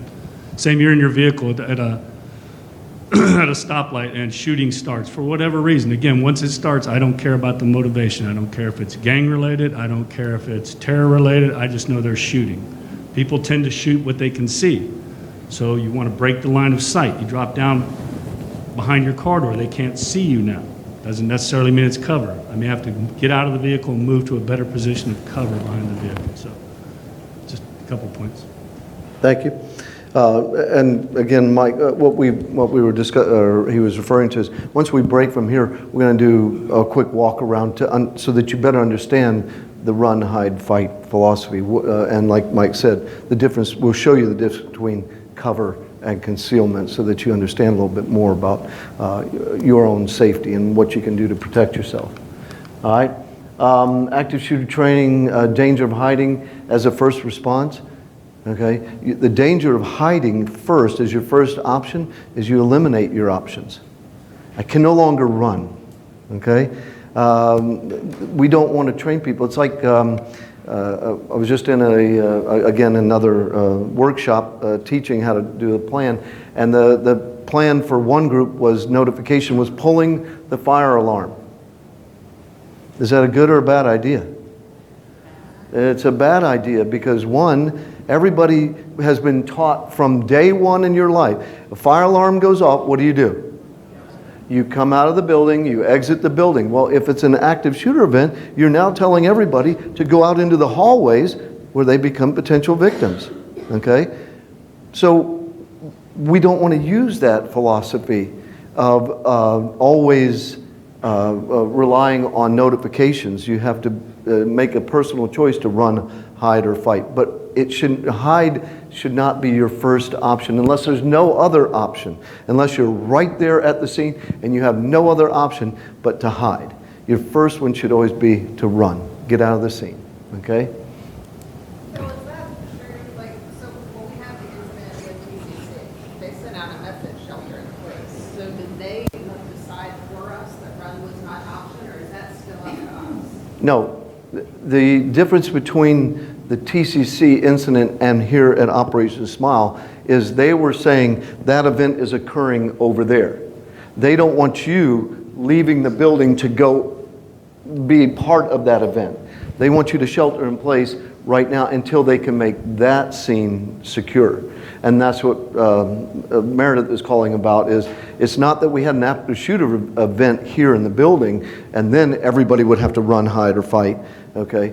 But they had the event over here, shelter in place not to add to that situation. That's the major difference. Now, if the guy had come into the front door here, then it would be run, hide, fight, okay? So again, we'll talk a little bit, shooter on site. If you are in a safe, in an office, stay there and secure the door if possible. If you don't have any other means to run, stay there, okay? Lock the doors, secure it, barricade it if possible. All right. One of the outcomes from Virginia Tech was the doors locked from the outside in. And that was the old days of schools being built. What were they protecting? The stuff in the classroom, right? The laptops and all that stuff. The doors didn't lock from the inside. They all locked from the outside. So they changed it all. So now the doors lock from the inside so they can protect themselves. Cover it if you can. Now, there are different philosophies of this because if this window is open and the first responders are coming up, can they see what's going on in this room? If I close those blinds, they have no idea what's going on in the room. Okay? So at Columbine and other schools, they were telling them, close the shades and pull and cover up the windows. Well, if the incident is happening out here, I want people to be able to see what's happening in here. Okay? I want them to know that we're okay. If I'm standing there waving, going, I'm okay. Okay? But it limits the first responders' options of seeing what's happening inside the building. So just think about it from that perspective. Turn off the lights and silence your phones. Okay? Mike made a good point. A lot of times they can only shoot what they can see. So if the lights are out, it's dark in the room, they can't see when they walk in, and they do a quick sweep and they can't see nothing, they're going to move on. They're going to move on to the next location. Attempt to rescue others outside and pull them in. During Columbine, one of the teachers was shot. They drug him through the hallway into a room because they know they couldn't get out of the building because the shooters were right down the hall. They drug him into a room and provided medical assistance as best they could. They actually sent one of the teachers or one of the staff. There was a kid that they knew of that was on like the second floor that was going through like a EMT or a paramedic course. And they sent the teacher up to get him. They knew what classroom he was in, and they brought him down to that location to help render assistance during that event. But if you can, drag people in and provide assistance if possible, and secure them in there. Okay? In a hallway, get out of there. Unless you're close to an exit, don't run through a long hallway. If that's not an option, you may have those people. This building has long hallways in it. You're going to have to run from one section to another. But understanding your exits and where you're at. Okay? There are multiple exits in this building, multiple locations to get out of here. Understand where they're at and your reference to where you're at in the building at any time. Don't hide in restrooms unless you can secure the door to the restroom. All right? And I had an individual tell me, well, just put everybody up against the door. I don't know. Do you guys have any bulletproof doors in the bathrooms? Because then all I have to do is do what? Shoot through the door and I get everybody again. No, that's not a good technique, okay? But what is a good technique, and here, you can try this at home with your significant other if you really want to make them mad, is when they come home at night, put your foot right behind the door and have them try to open the door. It's amazing. Just your foot, pull the door, and have them try to open that door. It'll make them mad because they can't get through. They can bust the door down, almost break the door in half, but that foot just behind the door, right up against it, will keep people from getting in. And they make all kinds of other devices that you can put, the little metal piece that goes down, you drill a hole and it puts it right there, that keeps the door from opening, does the same thing. So look for different means to secure. In a large room, like in here, all right? Think about it right now. Somebody walks through that back door right here, what are our options? What are your options? Yeah, and do you think it's going to be a mad stampede through this little door? How many of you are going over the top of me to get out that one little door? Okay? But that's all we have in this. If something happened right now, our options are limited. I don't know. Can you break this window? I doubt very seriously you're going to break that window, not without some effort. Or a few chairs and some people whacking at it pretty hard. We're not going to try it, so, but we might want to talk to Kevin and find out what type of glass that is on that window to see what our capabilities are to get through that window. But then what's the difference? It's a little drop, but I'd rather break a leg than get shot, okay? So options for considerations. Keep your hands visible. If you're, again, we talked about that. If you're running out, if the police presence, make sure they can see your hands so there's no threat. Now, again, the law enforcement response. So you understand, people are coming to help you. In an active shooter event, there's a lot of people calling 911. There's a lot of people coming. And Virginia Beach mandates the active shooter response training. So the first 4 officers arrive on the scene are moving to the active shooter.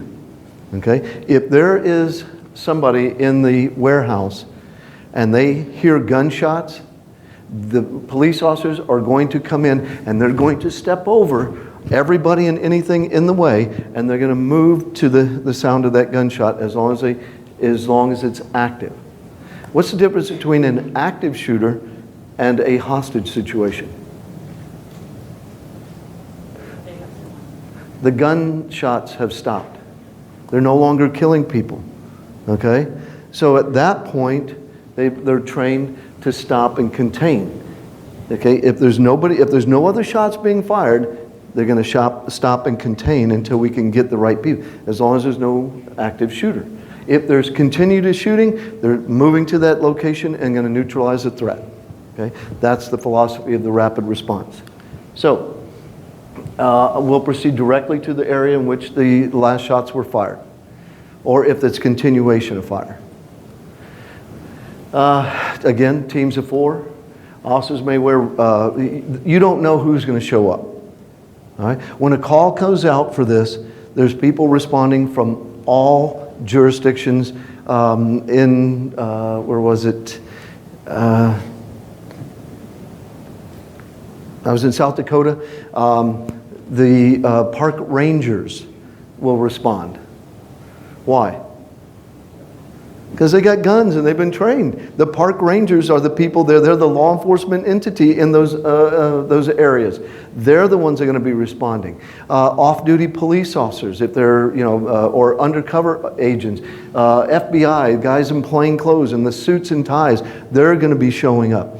So you're going to have all these different multi-jurisdiction people showing up, including EMS, fire, the ambulances are going to be staged out there. You're going to have all these people showing up. And they're going to come in all levels of tactical gear. Okay? If you watch some of the videos when they're after the active shooter or during an active shooter event, you'll see guys with helmets on and that's all they have is their helmet and their vest and they're moving forward. Some guys are in plain clothes. Everybody's responding. Just be mindful of that. They're going to be armed with all different types of weapon systems. Okay? So they are coming to help.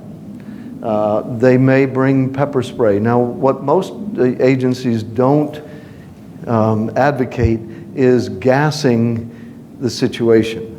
Okay? Don't throw tear gas into the situation because all it does is create more panic and chaos in that environment. But there's always that potential that they bring that with them to use it.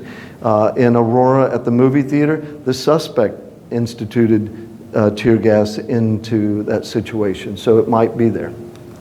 They're going to be shouting loud commands. SWAT teams and tactical teams are trained to move forward without regard to what is happening. So if they tell you to get on the ground and you don't get on the ground, guess where you're going? You're going to be on the ground. It just may not be in the fashion that you chose. Okay? So if they're moving through and they say, get on the ground, and you stand there and put your hands in your pocket, you're going to end up in a position you didn't want. Okay? So be mindful of that. The law enforcement arrives, your reaction, remain calm, follow officers' instructions. They're going to tell you what to do and where to move. Do it like this. Hands high, because if your hands are high, and you're not a threat to them. Put down any items in your hand. Don't be running with stuff in your hands, because cell phones, people have been shot because of cell phones in their hands. Because of the way they presented them, or if they wanted to be in their lives through suicide by cop, is what they used to call it. The cell phone's an amazing thing. Immediately raise your hands and spread your fingers. Keep your hands visible at all times. Avoid making any quick movements. So just move quietly and quickly along where they tell you to go. Avoid pointing and screaming or yelling. The situation is already chaotic, and they don't need you freaking out and screaming and yelling and doing all that other stuff to add to the situation. Don't stop to ask for directions or help. They got a job to do. Your job is to get out. Information supply. the number of shooters if you can, the location of where they're at, a physical description of what they look like, number and types of weapons if possible, and the number of victims and their location. So if you're exiting and this is an active shooter event, there's people going to be injured and potentially dead. You're not going to stop to render aid. You're going to move forward, but note who it is and where it is, so that when you get out, you can say, hey, Jane is up there on the second floor. We saw her laying on the floor. We don't know her situation, but they'll know that there's a victim there that they're going to have to attend to. All right, rescue teams. The first officers that arrive on the scene are going to move quickly to neutralize the situation. They're not going to stop to render aid until they can make that situation safe. This is always the comment that and the after action reports. They just ran past me. I was shot. They didn't do anything for me. They don't have time. They don't have their response is to save more lives by neutralizing that threat. So if they stop to render aid, that person is continuing to kill or injure other people. So be mindful that they're not going to do that. Rescue teams are going to be coming in after the fact. We've changed our philosophy also. Over the years, events have made us change how medical people respond to the situation. Before, we would go in and we would secure the location completely. Virginia Tech and a few others.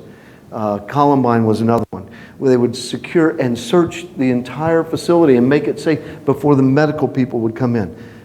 Some people during Columbine, some of the victims died because they bled out or didn't receive medical assistance in that time period, okay, while they're doing all this searching. So now the philosophy is we're going to make warm and hot zones, so as we clear an area, if the active shooter event occurred up here, the SWAT team or the tactical team would come in, secure this area, and move out this door, and now this is a warm area. If there's any victims, now the medical people can come in here, and because they know it's cleared, secure, and start treating in that critical hour, okay? Because we need to get, it's like in combat wounds, it's the critical hour. If in that first hour, we need to get you assistance so that your survivability goes up. It's the same thing here, all right? And once you get out there and just be mindful that you're not going to be able to go anywhere.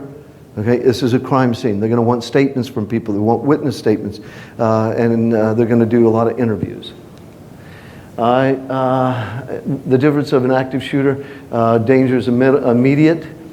We can't wait for SWAT. Must act now to save lives. In those first minutes, most of them are over. So we need to react quickly. We need to get assistance to you as quickly as possible. Again, the law enforcement, their objective is save, protect, and lives and eliminate the threat. Manage the scene. Remember, this is an entire crime scene. It has to be processed. We were just at the Jewish Center in Pittsburgh. It's something that people don't want to hear and they don't want to know. Their loved ones were in that facility, the deceased, for a couple of days. Okay, because they're processing a crime scene. It's all that emotion and all the things that are going on. It's still a crime scene. They have to figure out what happened, and because there might be other people involved that they're going to have to go and round up. In New Zealand, they're already rounding up a few extra people that were involved in this in one way or another. They have to process it. There's going to be multiple jurisdictions arriving at these type things now, so they're going to have to process that. And again, I told you, they're going to secure it and investigate it as a crime scene. All right. Again, they're going to move to the threat, and they're going to bring EMS with them. My son is the SWAT medic for the Virginia Beach SWAT team. They're training now in this process. So as they move in and clear a section, him and the other medics can now come in and provide assistance to the individuals. What do you need to know? There are courses out there that are civilian medical, they call it now, tactical emergency care. There's courses that you can take that help you identify. IDC Corpsman from the Navy, right? Okay. Great source for tactical emergency care. How do we put on tourniquets? We have medical boxes throughout the facility now. Is there tourniquets in there? First aid kits. The first aid kits. Do you know how to put a tourniquet on? Do you know how to put one on for yourself or someone else? If you don't, then maybe we need to look at additional training to figure out just for those basic skills. And again, we run exercises for not just active shooter, but how about you could be injured in a hurricane, in I don't know, what are the other things? Tornado, there we go. Mine's wandering, I can't think now. But so if you have those supplies and available, you should know how to use them, right? And tourniquets are great things to save lives. But we talk about what we can do on the scene and if we have to run. If we're running, it's okay to move somebody to help them if you can, but don't put your life in danger. Okay? If you're in a scene where you don't have the option of running, but you have to hide, you can drag people and provide basic medical services if possible. Okay? Save lives as much as possible. All right? Open the airway, cover holes, position to keep patient warm. All those are just those basic first aid skills, but they save lives. All right? Those guys again are going to move in this. So if you see it, you're going to see this formation of guys, and they're going to be moving to that threat. Okay, but they're not going to stop for you. All right? They're going to keep moving until they neutralize that threat. Aftermath and recovery. All right, we're going to go through this just so you understand that it's managing the consequences.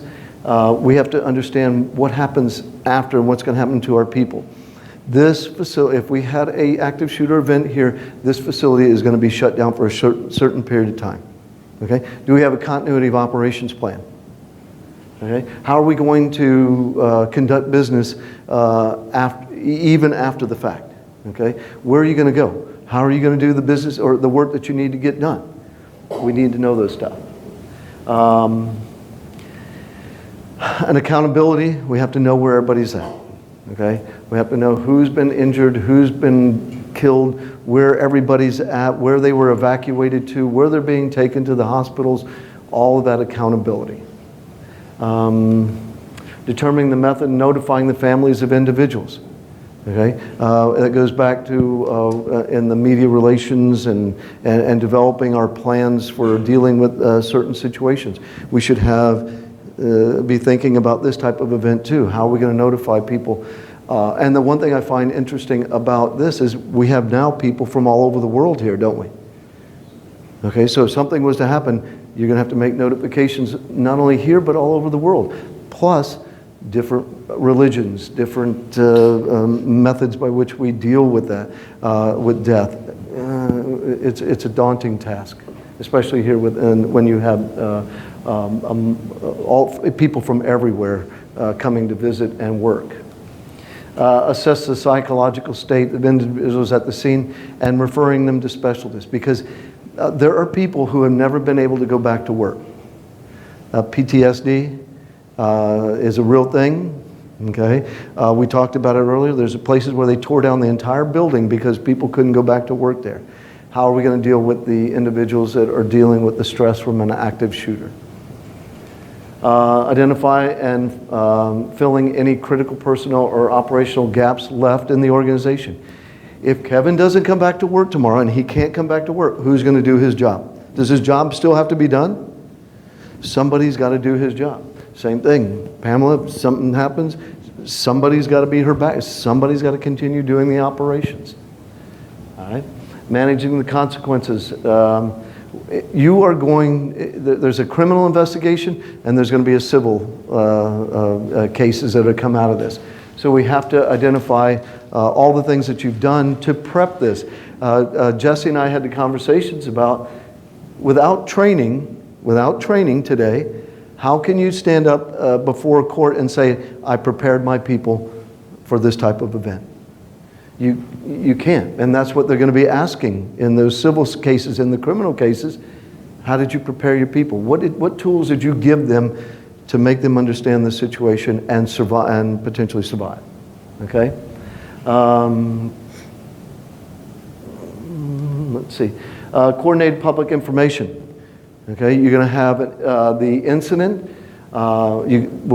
We've talked with Lisa and her crew about this type of event, especially during the exercises. Who's the spokesman? Who's going to be out there to give that unified response to the media and the public about what Operation Small Stance is during this event? Okay, coordinated public information message, because there are so many. Well, for one thing, who's showing up out here in front of this building when an active shooter event occurs?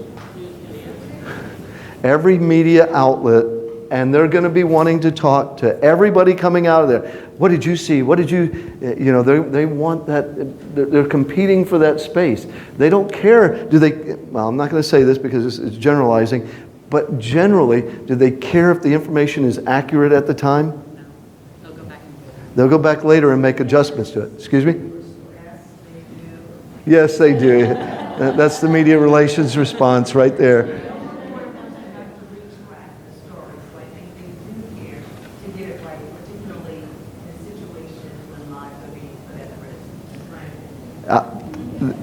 You know that's coming from the media people right there.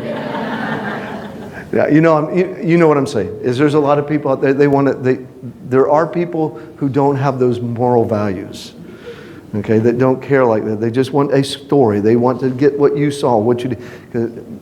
So beware, be mindful of that. Get it out there. Get the word out from Operation Smile immediately so that there is no question. This is our stance. And to disseminate information to employees and guests as to what's happening and how we're dealing with it, so they feel comfortable about it. And then the post-incident, notice of resolution and facility status. We got to get back to work. We got to tell people what we're doing and how we're going to do it. Continuity of operations, how we're going to put this thing back in order. Assistance notifications and accountability. We have to make sure that everybody knows what's available to them. What are our resources to help the people that were involved? And then control rumors and community restoration. What I will tell you is that after these events, in almost every one of them, there are so many fraud situations. Okay? GoFundMe pages that are set up for the victims of the Mandalay Bay shooting. Okay? There are so many people that are willing to take from a situation like this, okay, to defraud you. So be mindful. Have those official pages, memorial pages set up from Operation Smile, that we are the only ones controlling it type thing. Because you'll see, if you go and look at all these events, there's always a large group of people that are finding ways to cheat or steal from the victims of these situations. So it's a sad situation, but it's the world that we live in. It is the reality. Okay? We have to talk about short-term and long-term recovery, because these are the things that are going to affect us in operations. Health and safety of everybody. Establish a hotline, immediate crisis support, and reunification with families and community. Again, those are the short-term goals. Long-term, it could continue for months or years. We're still seeing Sandy Hook lawsuits. We're still seeing the Columbine issues. You know that it was, I want to say 11 years after Columbine that they were still going through the court systems. Okay?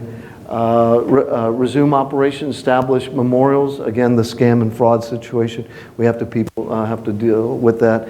And the civil and criminal trials that were going to come out of these situations. So we have to be able to defend what we did from the legal side. That's why we have a plan. Okay? There is a plan in your operations guide that deals with active shooter. If we had to go to court, if we didn't have this, it would be like, well, you didn't prepare, so you're liable. Did you have any training? Nope, didn't train them about anything. So now we have some training that if something happens, we can at least limit the liability that we have in courts. So again, criminal and civil issues. Okay? Are there any questions? Yes, ma'am. During the school shooting down in Florida, the person, the gunman, that was the student, he came out with the victims and acted like a victim himself. How do you notify them when they're coming in to assess the situation that, hey, it's no? Well, what happened, and typically what happens is somebody identified him and knew that he was the shooter. And when everybody's coming out like this, when they get to the collection point, somebody's going to say, you need to look at him. He was involved. And they would segregate him out. But that was the case with the guy at Aurora. He was coming out of the back of the building with everybody else. But there was a problem as everybody else was wearing tactical equipment and equipment. So yeah, they were able to identify him. But you'll have these people that try to blend in. But remember, that's few and far between in the active shooter events. Most of them end in either law enforcement or themselves take them out. Okay, committing suicide, or they're taken out by law enforcement. So it's very rare that they come out and surrender like that. Okay, and it's usually because they want the notoriety. They don't. Their intent was not to kill themselves. They would have done it on the inside. Okay. Anything else? Yes. Can you talk about what law enforcement does when you report something that you think is suspicious, like a person that you're concerned about? Like Right. what their reaction is? I'm But what law enforcement does if you report like that you are concerned about a colleague or a friend or something, like what their reaction is? It depends on the situation. If you just call the precinct and say, hey, she's acting a little weird, they're probably not going to do much from the law enforcement perspective. That's why it's more important to report this internally so that we can get supervisors, staff members, and people identified to assist them. Law enforcement, and I'll be honest with you, the officers out here, there's not that many to deal with the number of criminal issues that we have in the city. Between traffic and criminal activity, that's a lot going on. So if you call and say, hey, she's acting a little weird, they're probably going to refer you to somebody else. Okay? But now if you say, hey, I saw this guy and it looked like he was building pipe bombs, I'll guarantee you're going to get a response.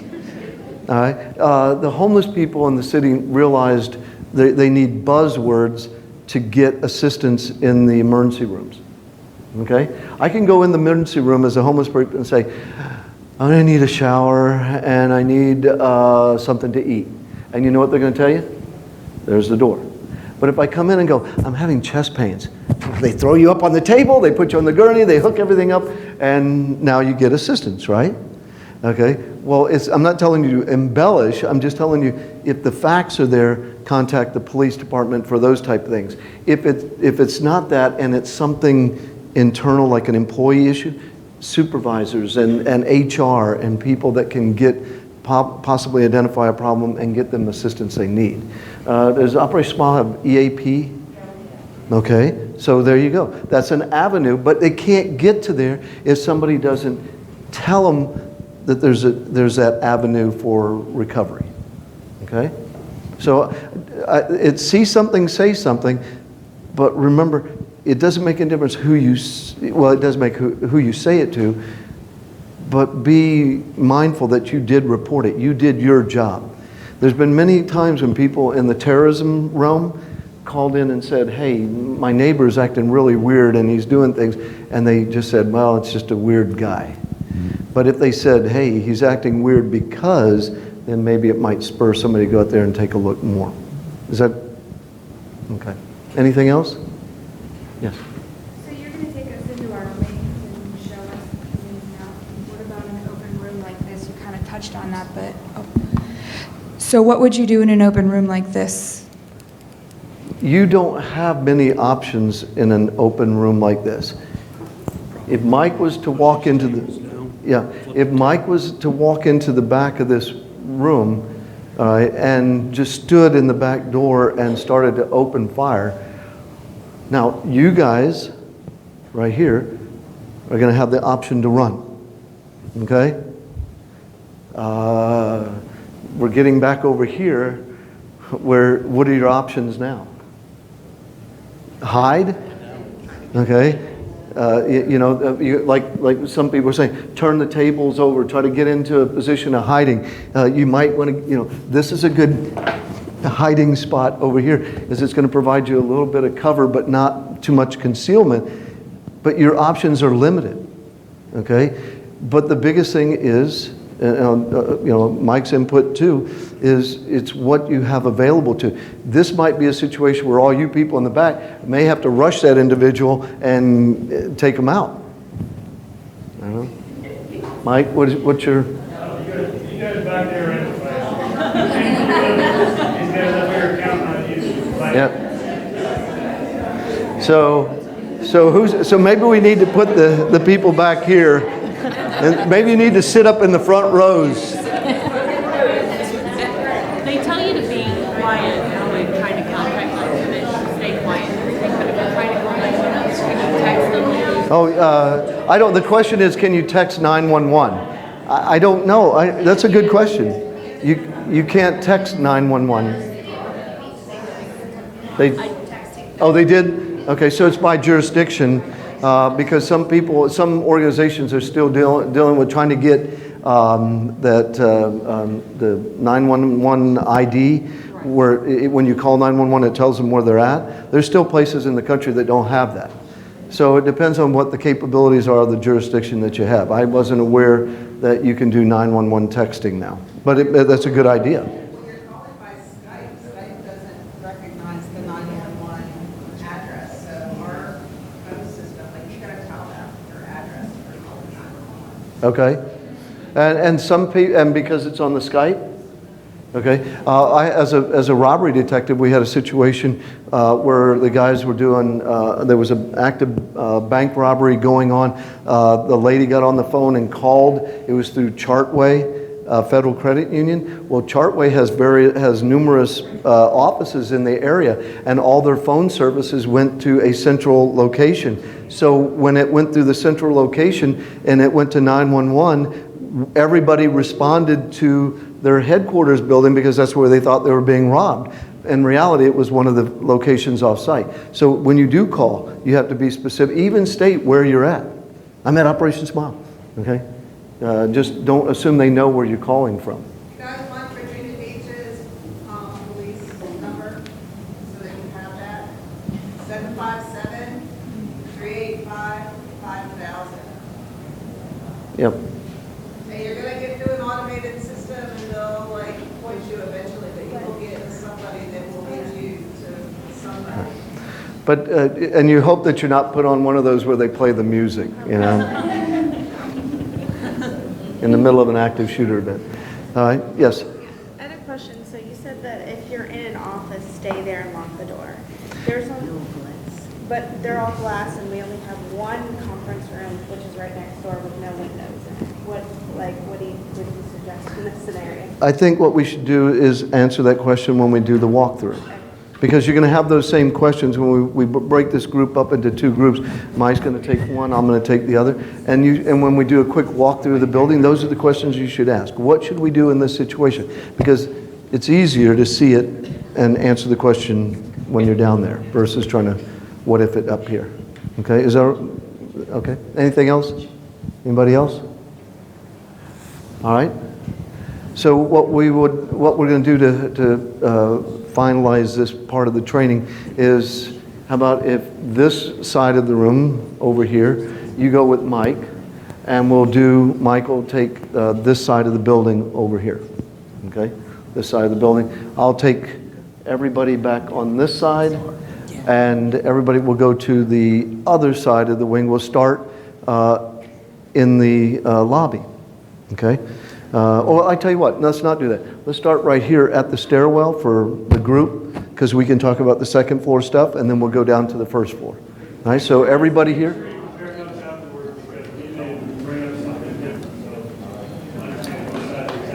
Yeah, both sides of the building are exactly the same, but what we can do. So how about my group this side? We'll meet at the stairwell, and right here at the front of the stairwell in like 3 or 4 minutes. And Mike, where do you want your group to meet? Yep. Yep.